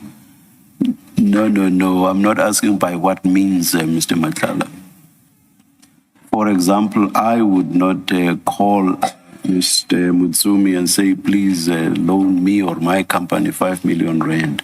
So you're not answering my question. I'm not asking by what means, which is by means of a telephone call to him. That's not what I'm asking. For me, Chairperson, to answer that question, I think if you say why I ask the money, then I will be able to answer. But how, I don't understand. The why is probably so as to get money from him for whatever purpose. Yes. But why him? How did you come to choose him to get a loan from him? So I'm still asking how. I'm still asking how, and I'm insisting on an answer, please. He's a businessman, and then I know that. Did you know him? Did you know him before? Yes. How did you know him? Through Mr. Msibi. So you approached him because you happen to know him. Yes, I know him, yes. Thank you. Does that answer mean that you socially knew him, you interacted with him Yes, I did. before you asked him for a loan? Yes. Okay, thank you.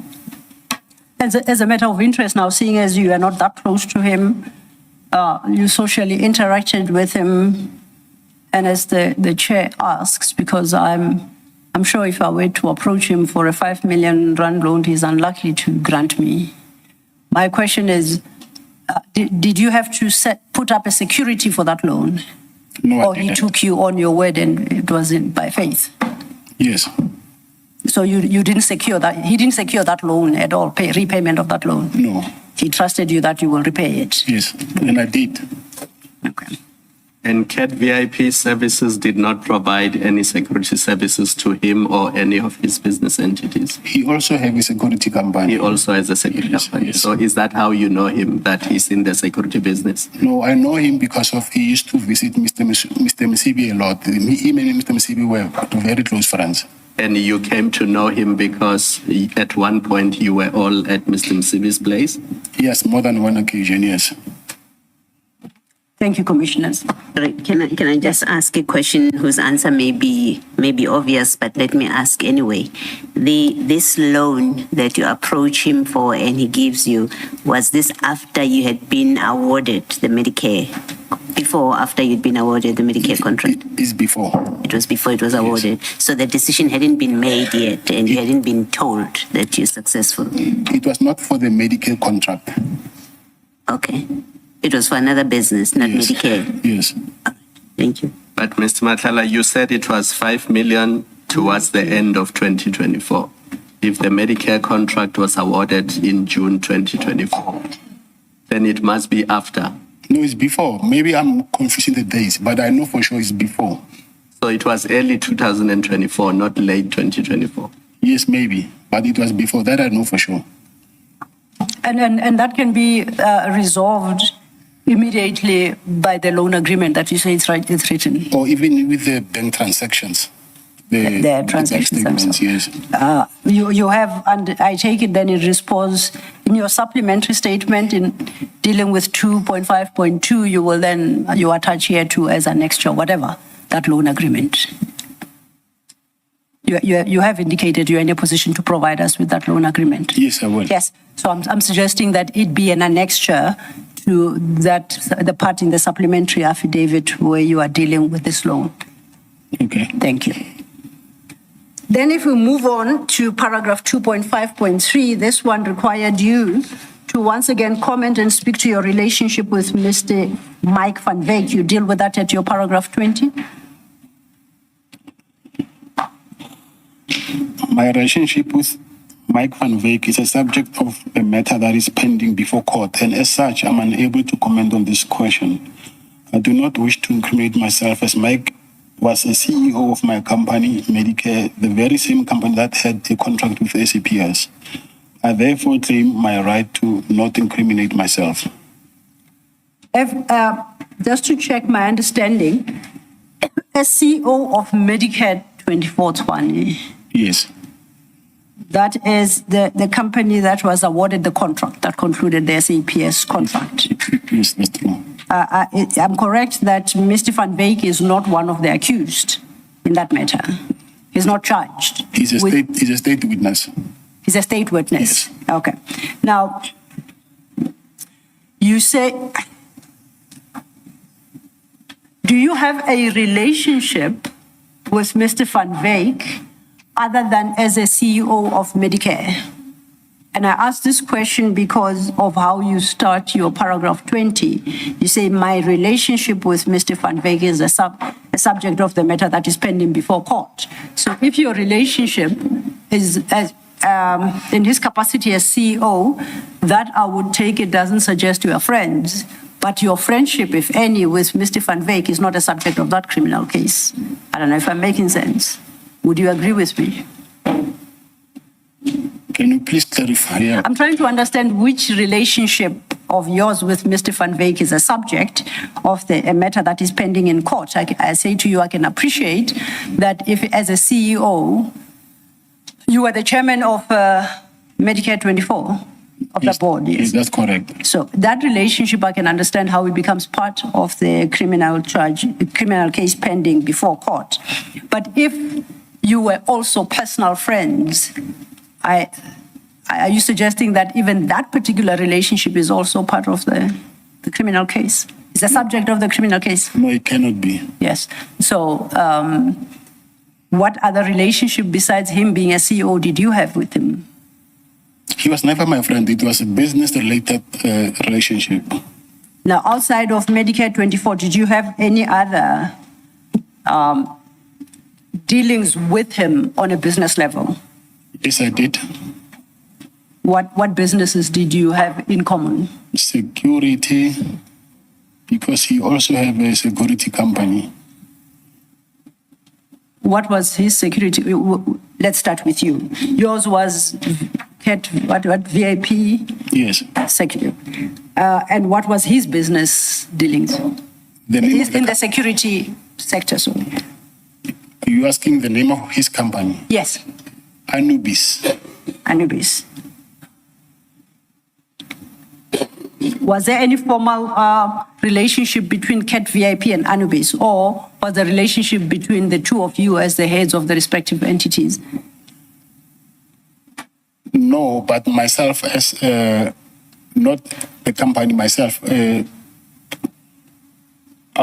Before I used to use his company for protection services for myself. Okay. Did the two companies, your company and Anubis, have any joint commercial activity? No, we never had any joint commercial activity. That was before my company was, I would say, fully established. So I was using his company for my own personal protection. And if we regard his head to the company, the Cat Protection and Security trading as Cat VIP, it bears a registration number of 2017, but I accept you could have potentially bought a shelf company. So my question is, when did that company be registered in your name, that Cat VIP? I will just say it from the top of my head. I can't quite remember. Maybe 2019, 2020. 2019, 2020. Maybe, I'll take that. Somewhere there. Yeah. Okay.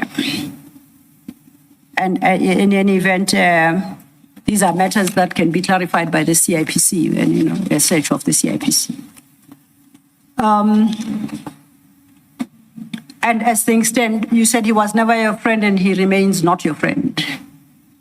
No, he was not a friend, but I was very close, but I will not say a friend, but someone that I was close to, because we see each other every day and then we're in business.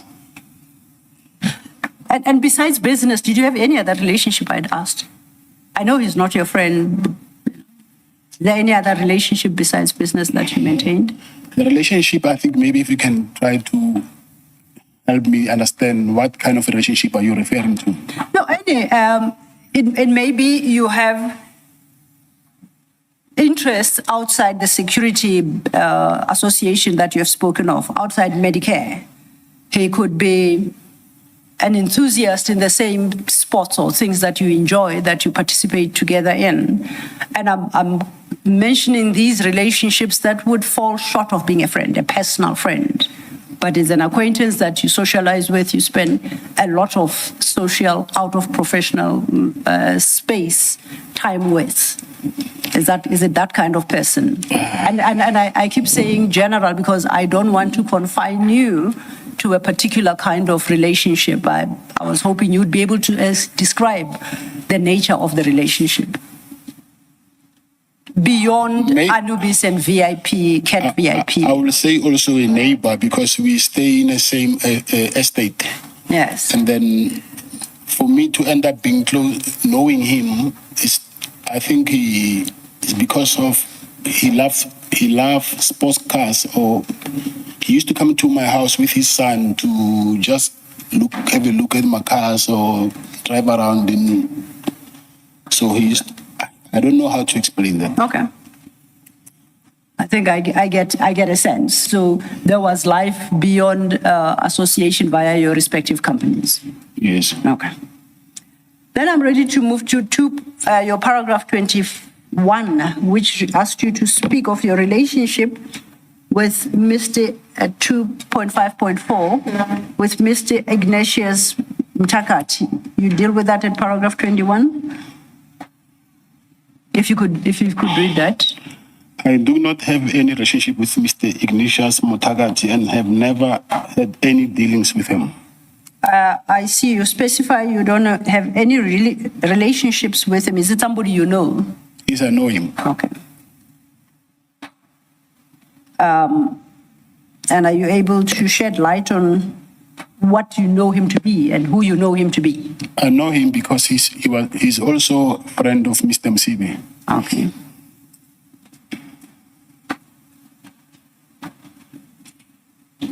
Then we continue then with your paragraph 22. You are dealing with what's requested at paragraph 2.5.5. And here you are requested to speak to your relationship with Mr. Andrew Boy Mtetwa. You deal with that at paragraph 22? I do not have any relationship with Mr. Andrew Boy Mtetwa and have never had any dealings with him.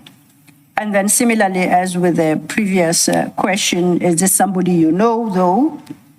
And if so, how do you get to know him? He's also a friend to the late Mr. Msibi. Okay. But he's not somebody you struck a friendship or relationship with individually, I don't. Separately. That takes us then to your paragraph 20. Does that mean in respect of both? That it's people that you have met. You don't have a relationship with them, but you have met them. Yeah, yes. Okay, so you know who this person is. Yes, I know them, yes. Thank you. Thank you, Commissioner. We are now at your paragraph 23, Mr. Matlala. There you are responding to the issue raised at paragraph 2.5.6 of the notice. And similarly, there you are requested to comment and speak of your relationship, if any, with Mr. Gatiso Molefe. You deal with that at paragraph 23. I do not have any relationship with Mr. Gatiso Molefe and have never had any dealings with him. Is it somebody you have met, and if so, under what circumstances? He's also a friend to the late Mr. Msibi. Now, for the three, Mr. Mtakati, Mr. Mtetwa, Mr. Molefe, you indicate that they were friends of Mr. Msibi. Yes. Should we understand from that you met them at Mr. Msibi's premises, home, residence? Yes, that's correct. That's correct. Oh, that's correct. Okay. Where is that?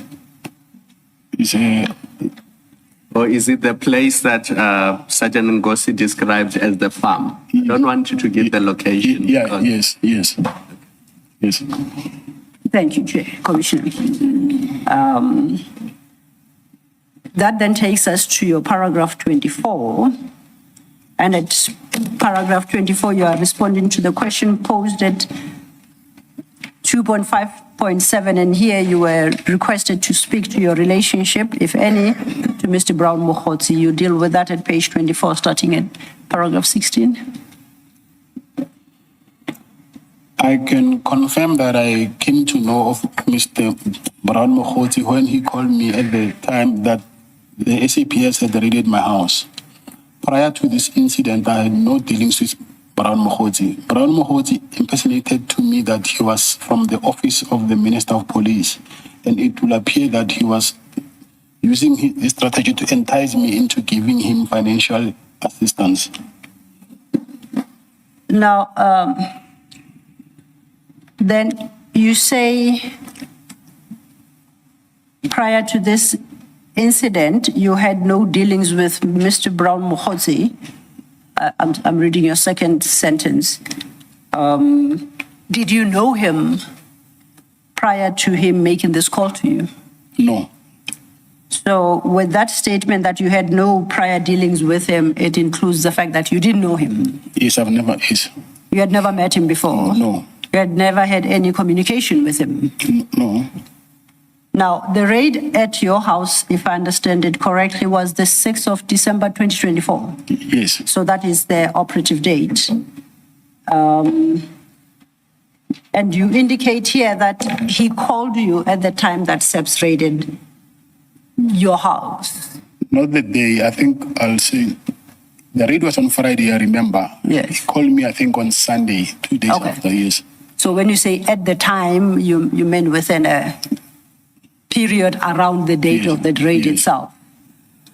And this, you are receiving a call code from somebody you don't know, you've never heard of before? Yes. And is there anything specific about this call that you think might be of relevance to the commission? Why are you putting it as a marker for a time frame? Yes, he called and then he said to me, he's calling from the office of the minister. Okay. And then he's here to help me to open the case against the police. Okay. So I will say this, let me just go back and say why was he saying this? Because the following day, on Saturday after the raid, I was not sure whether those people are the police or not because they were wearing balaclavas. And then they took my cell phones and my company firearms and my personal firearm. So I thought I was robbed. So I went to the police station the following day. And then I wanted to open a case. So when I was busy giving the police the statement, and I think by the time they were supposed to register the case or something, they just realized that no, these were actually real police because those firearms, if they were taken by thieves, they were not going to book them in the what is it called, the SAP 13 in the police station. So by then now I knew that those were police because of they booked in my firearms, but still they did not register my case. Okay. So it was on Saturday when I went to open the case the following morning. So on Sunday, Commissioner, you know, some of the things that I wouldn't want to comment on them because it's things that I say I will feel like I will incriminate myself. But let me not. I want to proceed with this testimony, but let me not please not mention some of the things. Maybe in my supplementary affidavit, I don't know how we will deal with it. But let me just proceed, and then you will tell me where you need clarity, and then we can take it from there. So Yes, go ahead. yes, on Sunday when he called me, he said he wants to help me in regards with opening a case against the police. And then I was interested because I wanted to open a case of harassment. And then that's when I got to know of him. And then especially when he said he's from the Minister of the Police. And then because I know that there by the police station, they refused to open a case against the police, then he was willing to assist. So what I think when they came for the second time for the raid, he asked money from me. He said he wants to bring experts from the police to do the investigation to find out who are these people who came to my house. But by then he wanted money. And then, yes, I gave him that money. I think it was 20,000, I think. He said we must book accommodation for those investigators. So that's when he started to raise a red flag for me that why would the police need money to do an investigation? But anyway, I gave him the money. And then when the police now came to my office, raided my office and went back to my house looking for me because they were supposed to charge me because I was not supposed to have a spare key of my office where I keep my firearms, which I did not know that is unlawful. So they said they wanted to arrest me for that thing. So they came to my house to arrest me for that. So, but I was not at home. So on my way to my house, I found out that the police are there already. My wife called me when I was on my way home, said the police are here. They're looking for you. But what worried me is the police were wearing balaclavas again, and then but I'm supposed to be charged for a case of having spare key of your own safe. So I had my own suspicions that something must be wrong here. They will just send a normal investigators, maybe with police in uniform, but not people with rifles and balaclavas for a spare key. So that's when I got engaged with Brown a lot, Mkhotsi a lot. And then he said to me, yes, he will help, and then to get to the bottom of this and find out who are these people actually. But at some point, I got a call from a person who was very close to the former minister. And he said, the former minister of police. And he said to me, listen, because that thing now was in the media. I've already opened, by then I've already, what is it called? That agent interdict, the High Court interdict, agent application. I've already done that to stop harassment, and it's already been in the media. So this guy called me and said, listen, I see you're having problems here. Come to KZN, and then I have someone who will help you with this problem. Then that's when I got to know the former minister of police, Mr. Begitele. So when I got to Mr. Begitele, I'm still on Brown Mkhotsi anyway, not, but I want to give you the context of when I was with Mr. Begitele, I showed him that, listen, this guy, I showed him my communication with him. He claims that he's from the Minister of Police, but he wants money from me, and then he also says that I was help them with the, what is it called? This function that ANC holds every year in January. I don't know what is it called. So, but he wanted money for that also. So, and then that's when the former Minister of Police said to me, you know what, continue giving this guy money. Maybe if you do that, then he will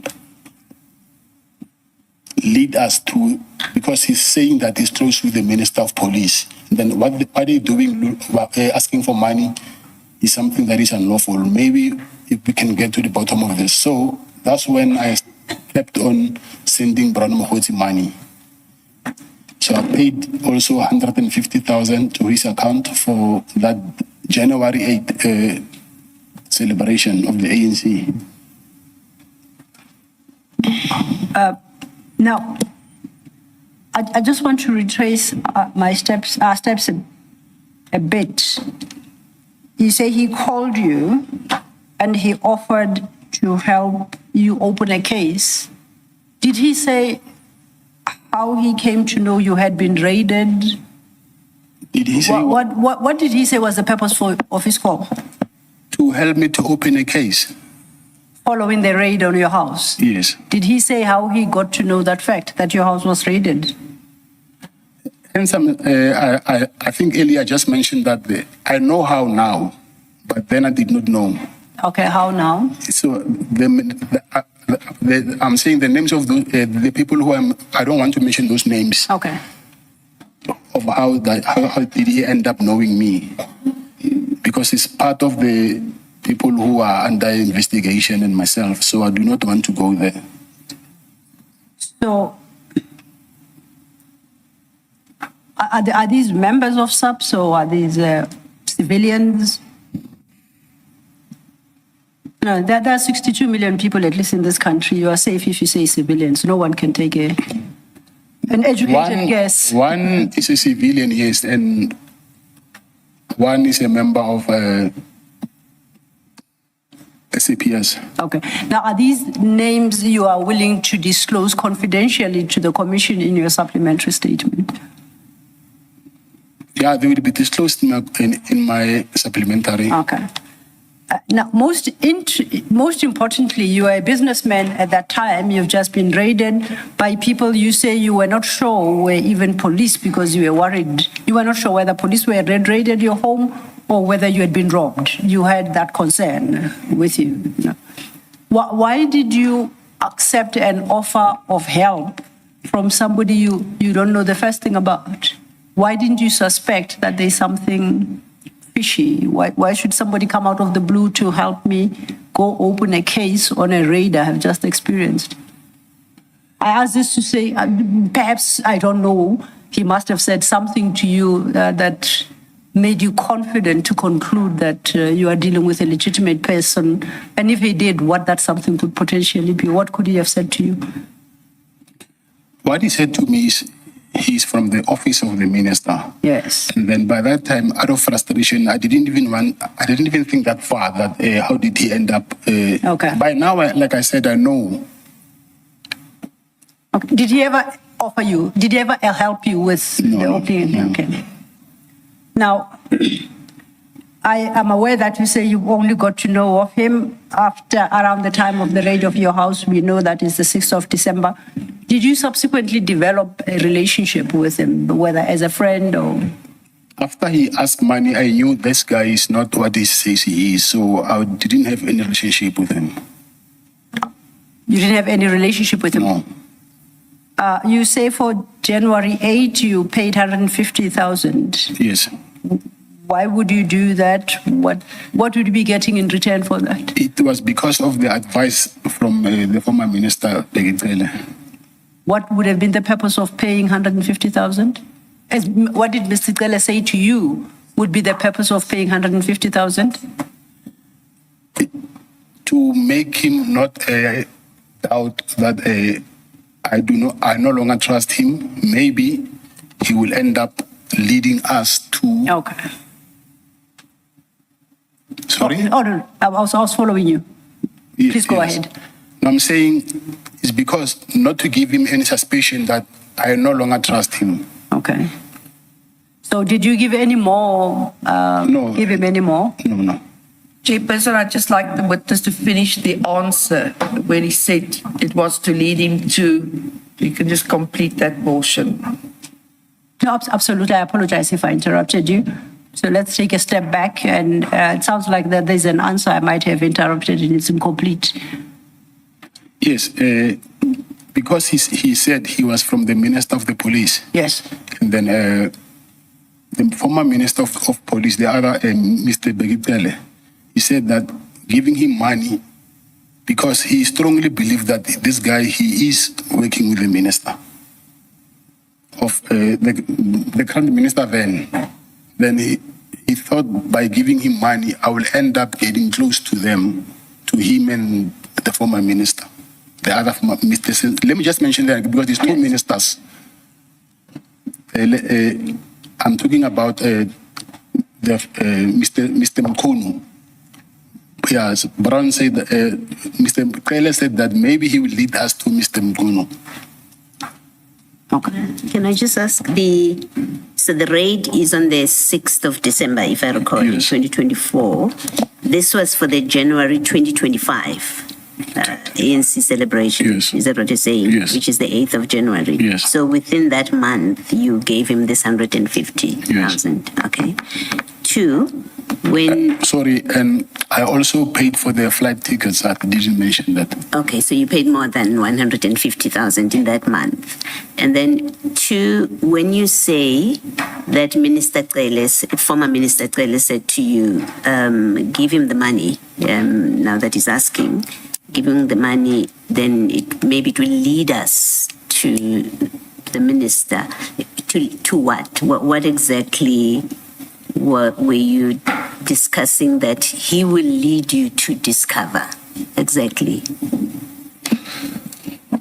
This is according to Mr. Cele. He said to me, Mr. Senzo wants to fire General Kumalo and hire General and replace him with General Khan to that position of crime intelligence. So, and then, yes, he said, yeah, that's what I can remember on top of my head. But he was hoping it would lead you to that But, plan. Commissioner, I will do this, so I will just, because I'll make a supplementary affidavit, so I will just have to put it in details, Yes. even this statement, so that I No, can... that's fine. give it- I'm yes. happy that you deal with it further in your supplementary. Thank you. Did you ever get to meet Mr. Brown Mokgotsi? Because in your statement you mentioned the phone calls. Did you ever get to meet him and under what circumstances? Yes, I met him. When and under what circumstances? After the first call that he made, after the call, I met him in Sheraton Hotel next to the Union Buildings, Yes. discussing that he will investigate this thing. It's from the minister's office. He even made a call in front of me, pretending to call the minister, or whether it was the minister, that I cannot confirm. Yes, I will say I met him. Was it once? I also met him in the other hotel in Johannesburg. I met him twice, the hotel in Johannesburg, the Houghton Hotel. Did he assist you to open a case against the police? He actually tried because he connected me with I just forgot the name, in somewhere in Soweto, in Pretoria North. But that case was never registered. Was he there when you went to? He was not there. He was not there. He just connected you with Yes. somebody who was there. Yes. Okay. And if I may just follow up on that, who did he connect you with at Protea Police Station to open a case? I don't know his name. But what I know is he said that guy was from crime intelligence, but I don't know his name. Did he appreciate or did he advise on the nature of a case you must open? Can you please repeat that? Did he advise on what kind of case you must open at Protea, or did he appreciate from your perspective what case you wanted to open? I mean, I'm trying to understand the extent of your Yes, conversation. I wanted to open a case of harassment. And he understood that you wanted to open a Yes. harassment case. You had Yes. told him. Sorry, Commissioner, because I think I'm leaving other facts behind. Yes. Because you'll end up asking me about why didn't you say this, so I don't know whether I need to go back or whenever you... No, please. This is your moment. Go ahead. Okay. Because on the second raid, when they came to my house looking for the spare key of the house, he's the one also who said I must open a case in IPID. Okay. Yes, and then also the way he was pushing me to open a case in IPID, I figured that this guy and whoever is working with, they are really fighting with these people from the PKTT, and I'm being used as a tool to fight that unit. And did you then follow up with laying a charge with IPID? No, I sent him a message. I said to him, because he said my wife was assaulted and then I must, but in IP they wanted J88. I said to him, no, my wife does not want to do that. So then I did not do it anyway. your wife doesn't want to file a J88, or because you She are saying your refused. wife saying she's not assaulted, which is Yeah. which? Say that again. Is the point that your wife didn't because she wasn't assaulted and therefore did not want to file a J88, or that she just did not want to start this process of completing and filing a J88? She was not assaulted, but she was, I would say she was assaulted, but not, they were poking her with a rifle on her shoulder. Yes. So here, she had bruises here. Okay. And, In law, that would be an assault. Yes. and that was in the second or first raid? The second one. Okay. But you didn't end up opening that case of assault? I didn't open it because, Commissioner, like I said, I have realized that the person who's helping me, but it looked like I was the one who was helping him actually, because he was pushing it more than I wanted to. So I did not do it. Did you get an understanding of what you could have been helping him with? That was something which I did not understand by then. Yes. Yes. Okay. Do you currently maintain a relationship with Mr. Mokhotsi? If not, when did it terminate, and what was the basis? No, I don't have I actually hate him. Why, if I may inquire, as a matter of He caused a lot of problems for me. Yeah. When did this relationship end, as far as you're concerned? After my arrest? The 2025 arrest? Yes.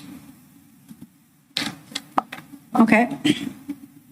Have you been in, because the notice required any communication you may have had with any of these individuals identified. Have you had direct communication with Mr. Mokhotsi before you were arrested, but after you no longer liked him as much?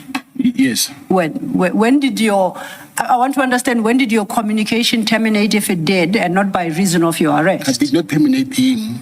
I did not terminate the relationship, but Yeah. he was not. We were not the best of buddies because of what he was doing. I knew what he was doing, but because of what Mr. Taylor said, I just kept him close. So to a day when I eventually got arrested. So you eventually got to appreciate what, in fact, Mr. Mokhotsi was doing. Of course, yes. And what was he doing?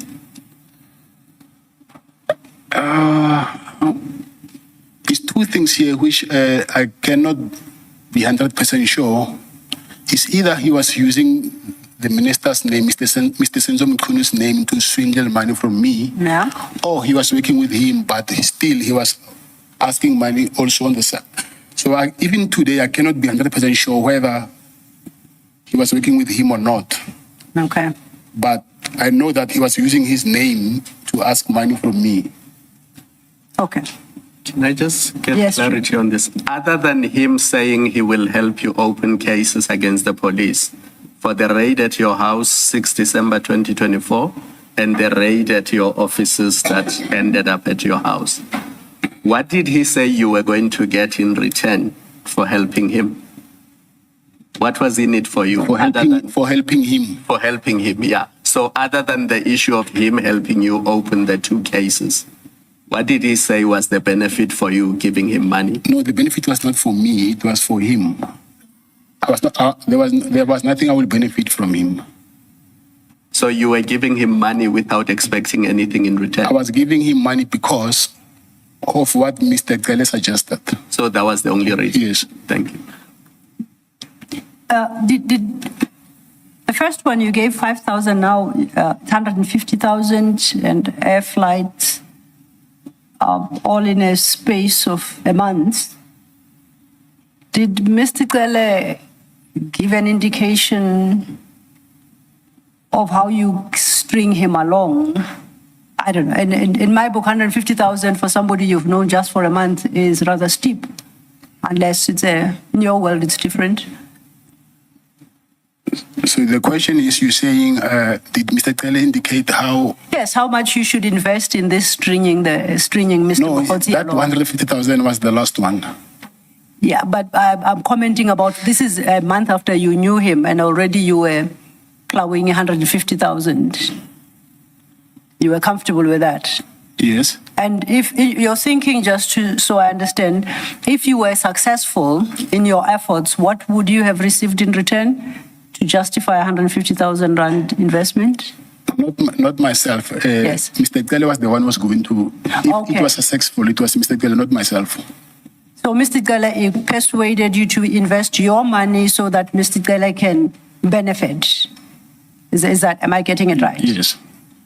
Why would you invest your money for Mr. Gele to benefit? I will say he also helped me to, because I explained to him the situation that, yes, I've made an agent court application against this police, but this guy was pressuring me to do it. And then anyway, he said, no, if you withdraw this application, and then I will talk to the guys, and then you will even get your weapons back. And that thing really did happen.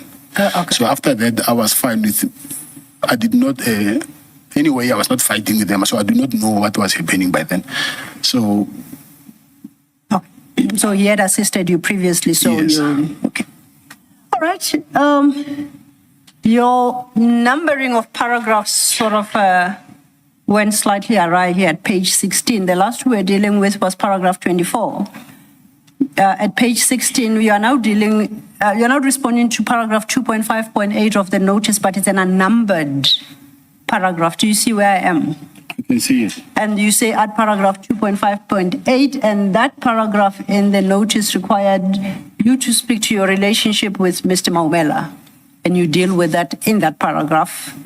I guess we could number it 25 if we are to follow, but it's currently unnumbered. If you could read then that paragraph into the record. Angwani Morgan Maumela is my friend and a person who I have previously conducted business with. At a point in time, he was the director of CAT VIP Protection. I placed on record that I got to know Morgan between the year 2016 and 2017. Okay. So you say you have previously conducted business with him. Are you able to speak to the nature of the businesses you conducted with him? He was the director of my company, and then the other thing is matters also which are under investigation by the SIU. So, sorry, I missed that. Please say that again. I'm saying he was at some point the director of my company, Yes. VIP Protection, and then the business that I'm referring to is something that I cannot speak about now because of self-incrimination, because the matter is under investigation by the SIU. So this is one of the matters that then when you expound on this point, you'll give more detail on, and then you will assert whatever right you believe you have in law, and then you, as with the rest, you advance a basis for why you believe that you are entitled to Yes. assert such a right. Okay. Yes, I will. Then the next paragraph, and again it's unnumbered, we could pencil it in as 26.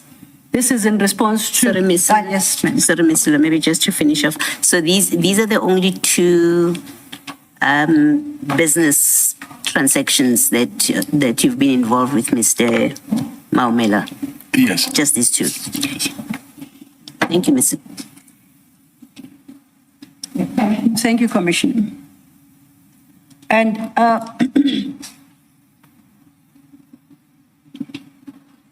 now we move on still at page 16. Once again, we're dealing with an unnumbered paragraph. I propose we scribble it in as paragraph 26. This is in response to paragraph 2.5.9. And once again, here you are asked to speak to your relationship with now Mr. Suleiman Karim. And under the heading at paragraph 2.5.9, you deal with that. Do you mind reading that into the record? I confirm that I know Suleiman Karim. I previously approached Mr. Karim to request for funding for my company, Medicare 2420. As already alluded to above, I have since been charged with respect to the medical subs tender, and as such, I do not wish to comment further on the nature of the relationship with Mr. Karim beyond confirmation that a funding agreement was concluded, the company belonging to Mr. Karim. I'm aware that there are ongoing investigations on the medical subs contract, particularly a financial investigation on the flow of funds from the said contract, and therefore, I am of the view that any further comments beyond that which I have provided may lead to self-incrimination. On this score, you reference a funding agreement concluded with a company belonging to Mr. Karim. What company is that? Which of his companies? It's Tamiz or something. I just Tamiz. Tamiz. Okay. Now, when was this about timeline?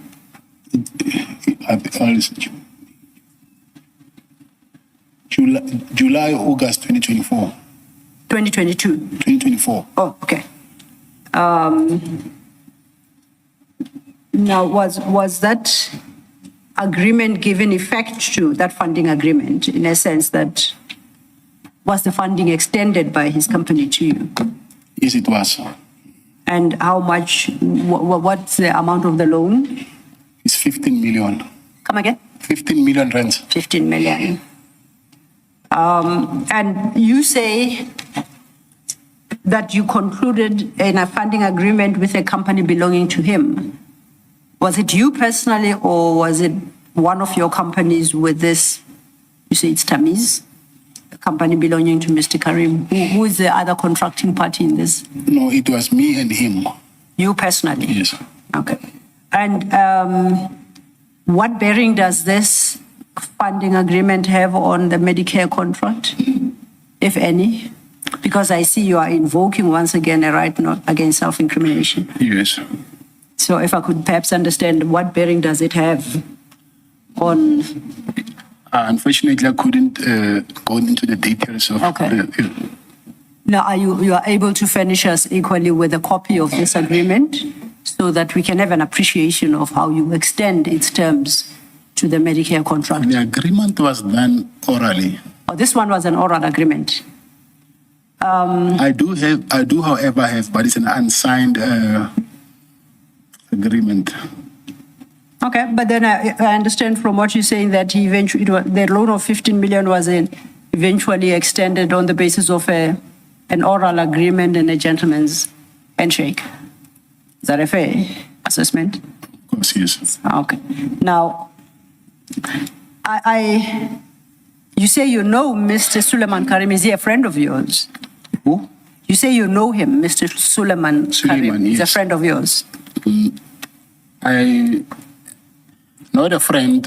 I know him through his security business also. And remember, I was quite surprised earlier. I think I'm quite jealous of the friendships that you have. You get 5 million without security. Now you are getting 15 million from somebody you know, close to you, with not even a written agreement in place. Why would he trust you with that amount of money? You say he's not your friend? I don't know. That I can't answer for him. Okay. I can't. On what basis did you expect him to trust you when he's not your friend? I think... Chairperson, again, the witness has said he's confirmed there was an agreement. He said this agreement goes into charges that he's currently faced. It's being investigated and it's part of the Medicare agreement. Leonard Friend is, with respect, going beyond just confirming there was an agreement and confirming the terms of the agreement and the amount involved. He's claimed privilege on that respect, or in that respect, on that contract. What would implicate the privilege? Just on this one question.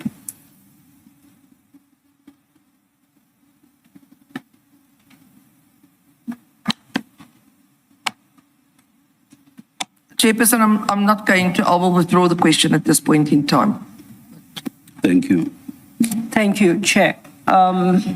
Then perhaps if you could assist us, I'm interested in the nature of relationship that you had with Mr. Karim and how you could persuade him to extend to you a loan of 15 million in the absence of a written agreement, and I assume no security or guarantee for the repayment of that loan. Are you able to take the commissioners into your confidence? I did not have to persuade him. I just showed him my contract and my SLA, and then I just maybe discussed how much the contract is worth and how much he can make out of it. Okay. And then it was not a matter of I had to persuade him. It was either whether he is doing it or not. So I didn't have to persuade him. Now, originally, I thought it was a written agreement, and you corrected me and you said, no, this one was an oral agreement, and I'd asked for a copy of the written agreement. Between myself and Karim. And Mr. Karim, you said it was an oral agreement, right? Yes, yes. And then the benefit of having had a written agreement is that it would then inform the commission of the terms of the loan. Correct? Yes. Now, we don't have that benefit.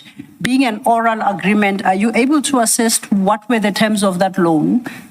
Repayment, whether or not your company or you were restricted in terms of how you utilize those amounts, the 15 million, terms of repayment, length of repayment, interest rate applicable, the usual loan agreement terms, which applied in this case?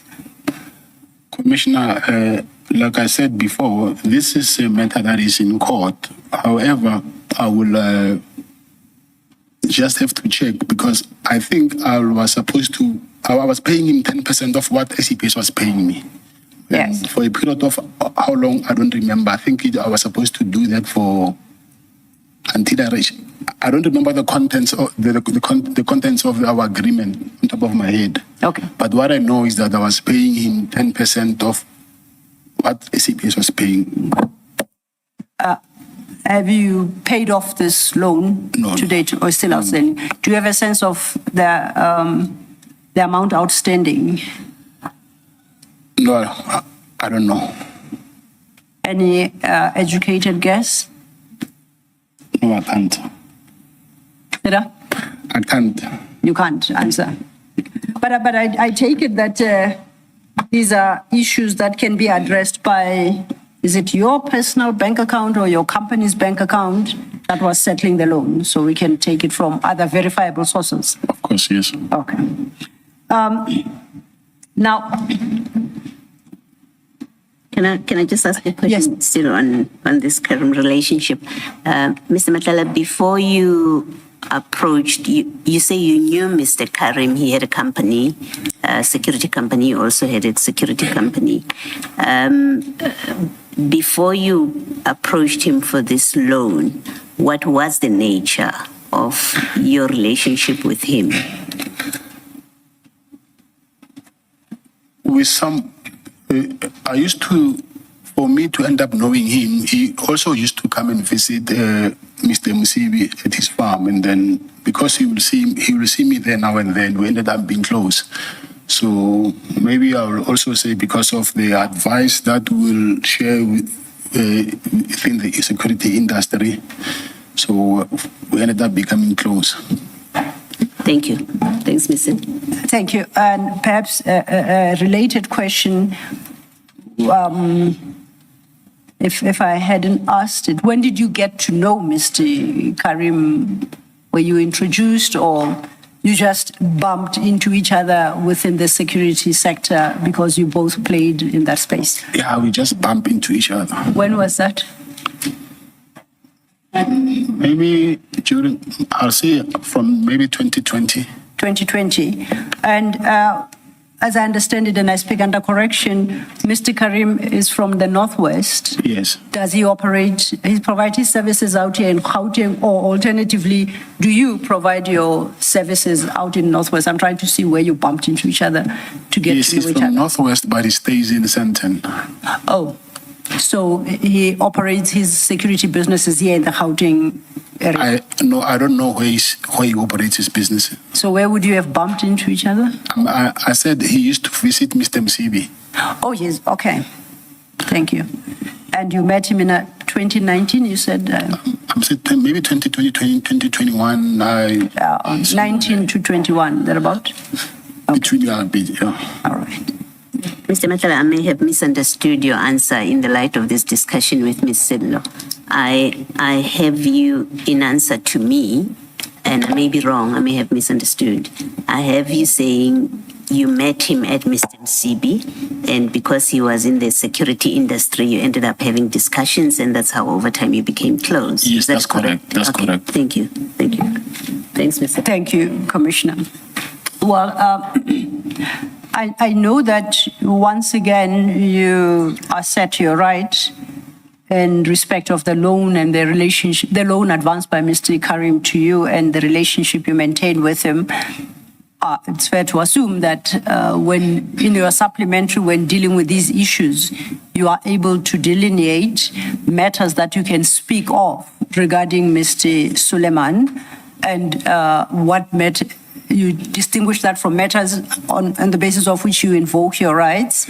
And of course, you advance the basis for which you contend that your constitutional rights will otherwise be infringed if you are required to testify to those issues. Will you assist us in that sense? Yes, I will. And if you may, please, I know you did indicate that you will not recall off the top of your head what the terms of your oral loan agreement were. But I think with application of mind and thinking, you might be able to recall some of these terms and to indicate the status of the loan as we speak. The status. The status of the loan. I know you say it's an outstanding. You do not remember the amount of the outstanding amount of the loan. So with time, something might help you recollect, and if you could share that with us, would appreciate that. It is a fact. It is what it is. It's either paid in full or paid in half or 10% paid. I would have a challenge, and you claiming that to tell us that 10 million is outstanding would incriminate you, whereas telling us that 3 million is outstanding will not incriminate you. I hope you get what I'm saying. So as to the amount that is outstanding on that loan, it's a fact, and if you could just advise us of that, I would appreciate it. Commissioner, I don't think I'll be able to because I do not have my bank statements, but I don't know if the commission has my bank statements. We can check from there, and then it will show how much was paid and how much is outstanding. Well, but then we can only do so if you tell us how many bank accounts you were paying from. It was paid from my Medicare bank account. The Medicare Yes. bank account. Yes. Then we'd have to know the terms you spoke of at 10% of the value of the contract. A whole number of information. Some information will have to be put at our disposal to be able to interpret your bank accounts. Then we'd have to know who the loan was being paid to. Is it to Mr. Karim directly, to a company? You said Tamiz, or which company? How do we trace who is receiving repayment on the loan? You'd have to give us those indications, then at least we know what to start searching for. So, Chairperson, do I understand my learned friend correctly that the Commission is in possession of the bank statements? I apologize, Chair. No. No. I'm correcting. I never claimed the Commission is in possession of anything. That's what I wanted to clarify. If they're not, then going further with this would have no, we can't move further with this aspect, and then we have to, because that's what I understood. She said, my learned friend implied that there are bank statements, but the timelines for which is applicable needed to be indicated. So I'm just trying to ascertain, do they have the bank statements or not? Otherwise, we will we'll deal with it ourselves. Chair, if I may, I'm having an engagement with the witness, and I established what the witness has thus far told the Commission, that there was a loan for 15 million. That one of the terms for this loan was that Mr.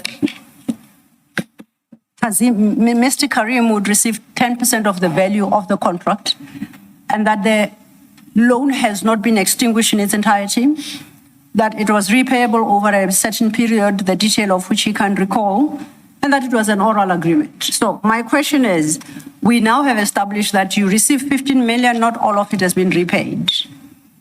He says he was paying through, when I asked what is the outstanding amount, he says that can only be determined through his bank account. I say it's dependent on who was paying towards that loan agreement. You must go on record and you say, my personal bank account. Then we know which account to target to then do that arithmetic exercise. Then you must indicate who it was being paid to. He mentioned a company called Tamiz. There could very well have been another company by Mr. Karim that was receiving on behalf of Tamiz. Are we confronted with such? So all the point I'm making was there is so much information and fact that Mr. Matlala must put to us for us to determine whether or not the exercise he wants us to undertake is even feasible. He's not going to search us, he's not going to direct us to go search for every bank account that he could potentially be associated with and then to read through it and determine whether this amount was it potentially paying towards this loan. That's all, that's the only point I'm making. So I'm responding to the invitation by Mr. Matlala. Mr. Matlala, thank you. Mr. Matlala, I think what you should try to do, I understand that you've been saying that some of the issues that are being addressed with you are not practical for you because of where you are. But is it practical for you to, the Commission can subpoena the banks to give us the statements.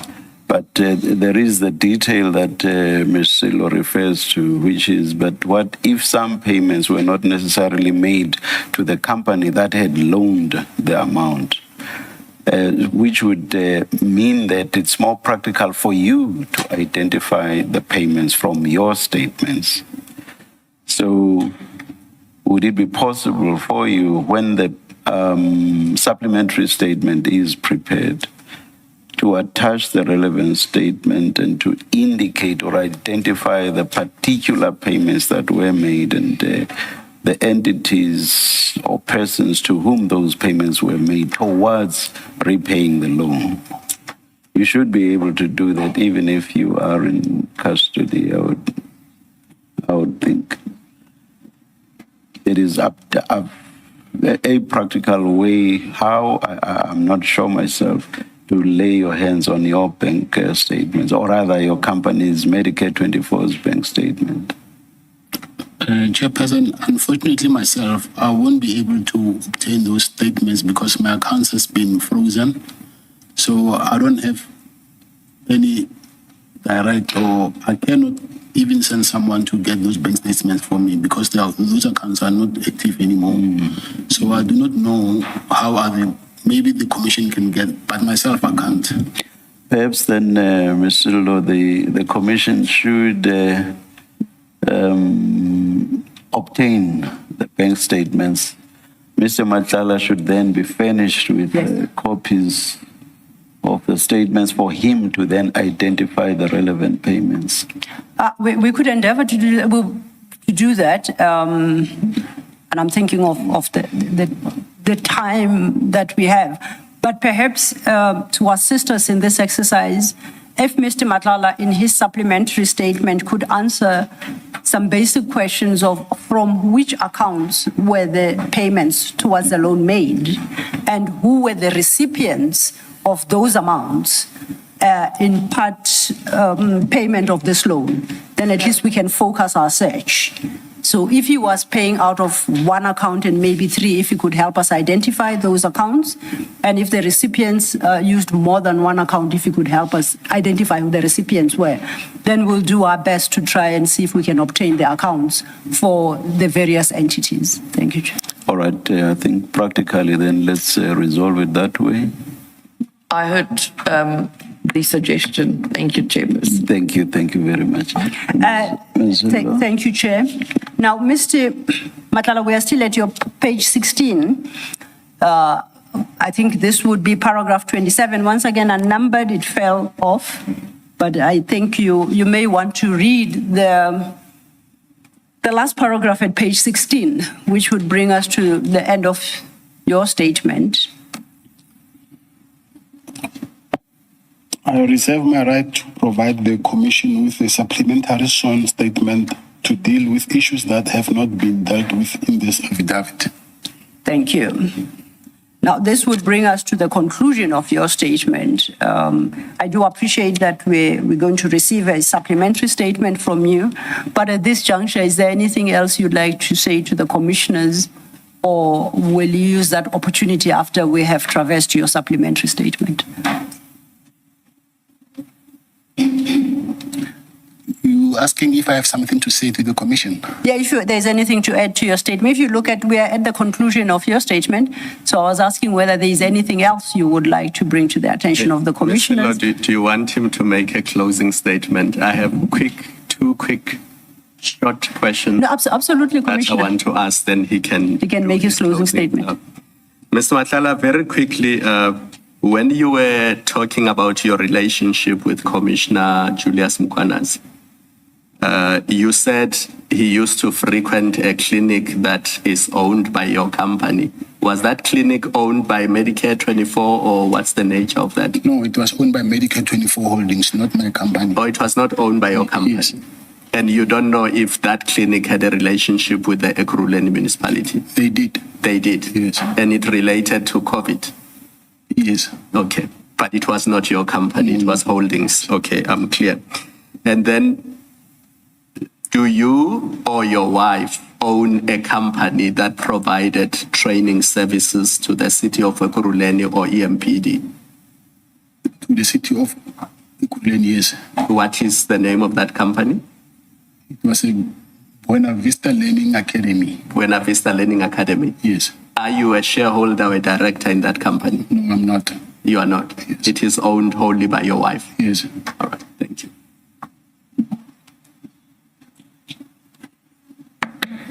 Thank you, Chair and Commissioners. That would bring us to the end of Mr.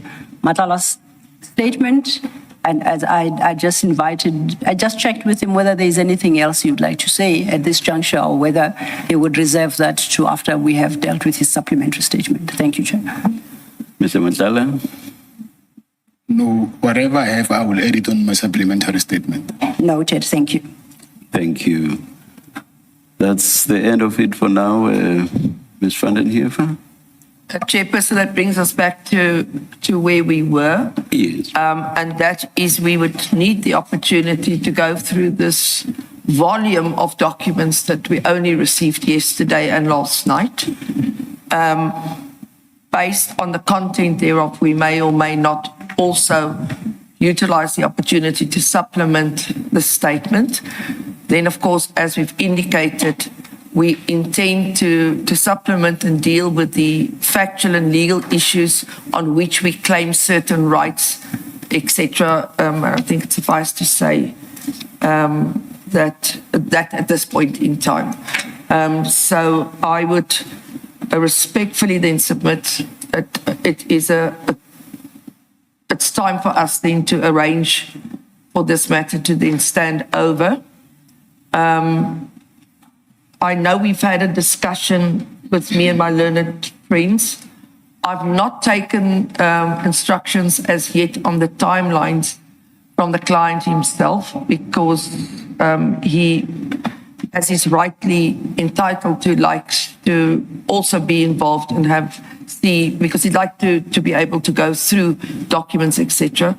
So maybe we can just at this point place on record what the timelines are that's suggested by my learned friends and that we've discussed before. And then I'd like to take an instruction, of course, also from my attorneys on that issue.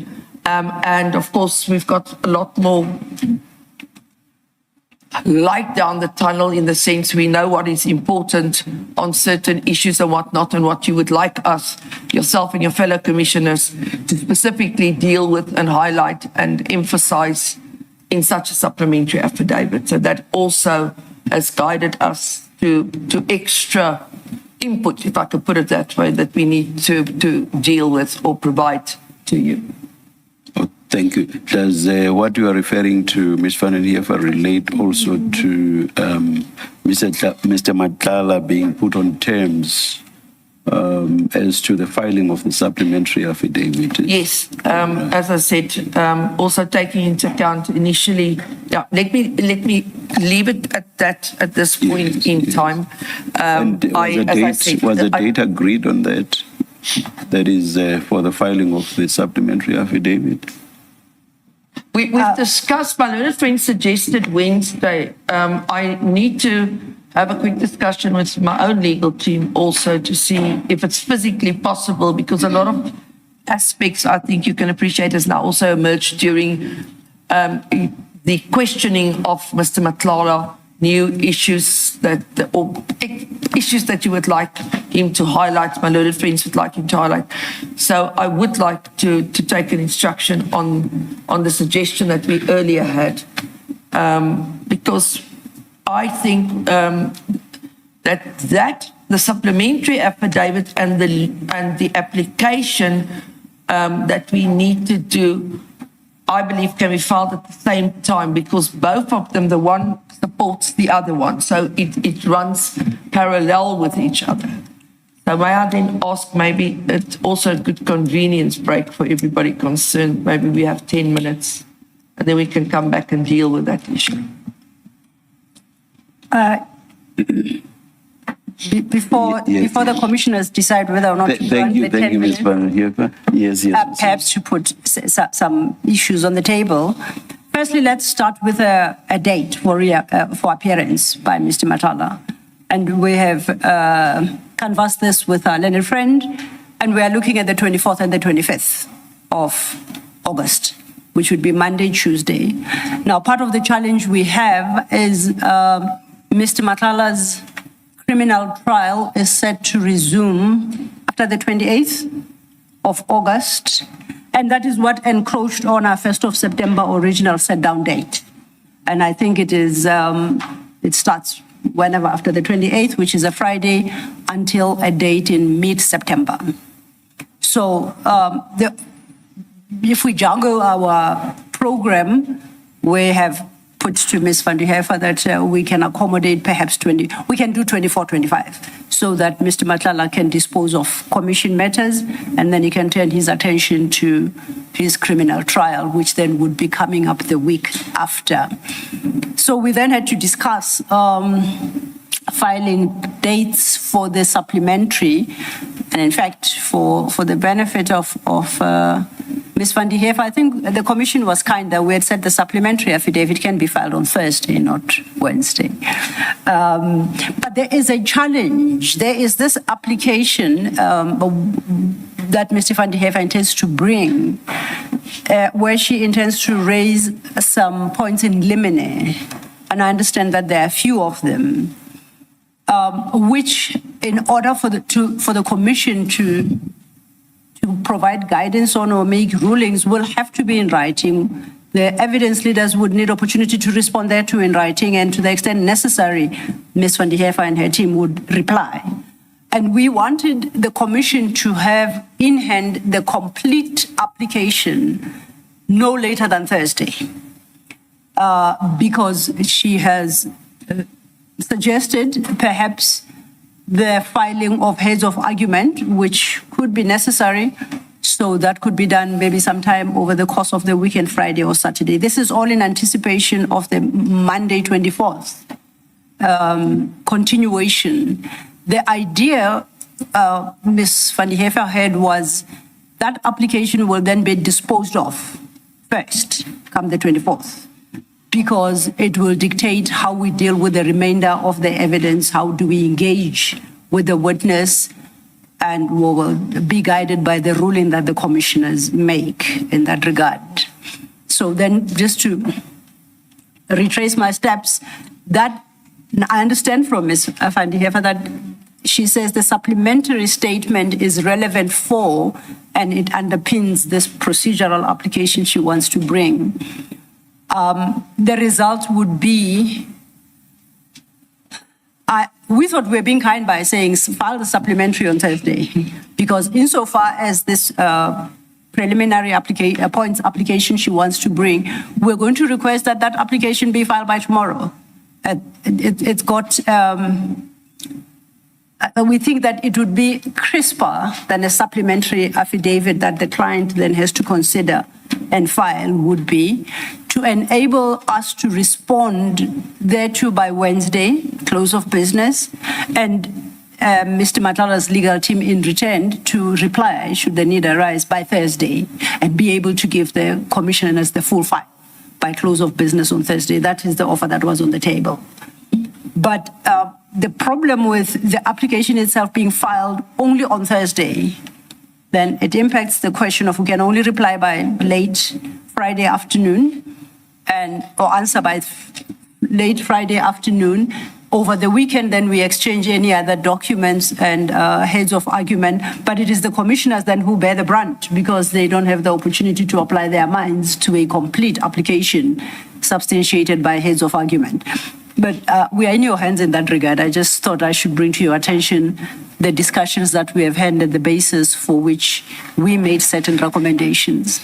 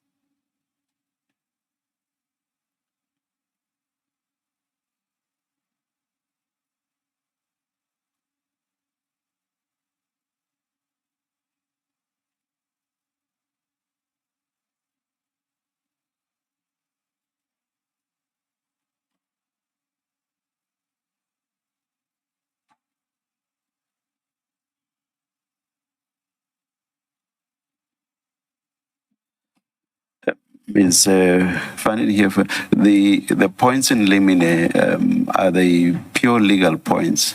No, my lord, Chairperson. The fact is the points we wish to rate, the legal points, are substantiated by facts. Give you a simple example. I say my client is a suspect in a matter. You expect me to file an affidavit and set out why we say he's a suspect in point A. That takes time. It's not something that falls out of the air and can be done overnight with the greatest of respect. It's something that needs time to properly set out a factual foundation on which you decide the legal points that we then raise.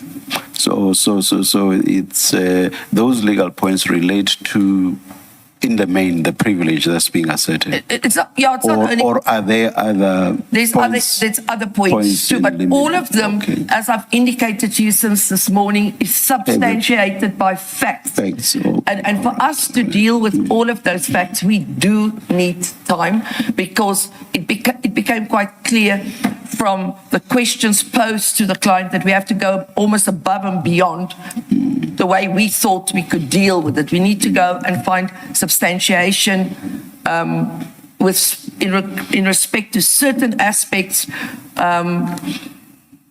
to basically deal with those issues. You cannot, whether it's in law or otherwise, it's part of the commission's work too. You cannot raise a point in limine I without get you. the factual foundation that is there, and more specifically based on the various points that we wish to raise.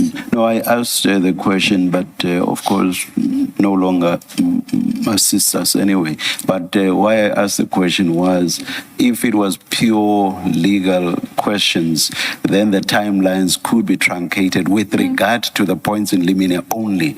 That, of course, would still leave aside the supplementary affidavit and when you file and so on, when the two sides file and so on. But by the way, the evidence leaders don't need to file anything with regard to the supplementary affidavit. Indeed, my Lord, Chairperson, there's no need for them to answer any of those aspects. It's going to be a simple argument. They're going to say, based on the facts you put forward, you cannot claim that you are a suspect and therefore you're entitled to the rights envisaged in Section 35 as an example. Or based on this, you cannot claim that. But before that argument can be made before you, there needs to be facts. But of course, what I just said now is subject to the fact that a point has been made that there's going to be an application. So once something takes the form of an application, they may well have to answer, or rather to file an answering affidavit. Indeed. We just thought the reason why I've discussed this approach with my learned friends, as I said, is because if you are with us on certain aspects, it would be the end of any interrogation or whatever you want to call it on those issues. In other words, we would reach finality on those issues. There would be, again, there would no interrogation on those issues. If you're not, then of course we've got the right to reply there to and deal with those issues. If you can bear with me, please. And let me, whilst you're talking let me just say this. Is there any hope that if we take a 10-minute stand down or adjournment, there can be agreement on timelines, or shall we have to force our own timelines? Yeah, I would appreciate that, Chairperson. As you can see, we have wrote in juniors to assist us in some of these issues. Sorry, Ms. Van der Heef, your mic, please. Sorry, they are quite important issues in the context of what we're dealing with. The situation of Mr. Matlala is very unique to the Commission's work at this point. And I would like to discuss it also with my juniors. I think they've got a right, as well as my attorneys, to give input into this particular aspect. Okay. All right, we'll take the 10-minute adjournment then. Failing agreement, we will then impose timelines ourselves.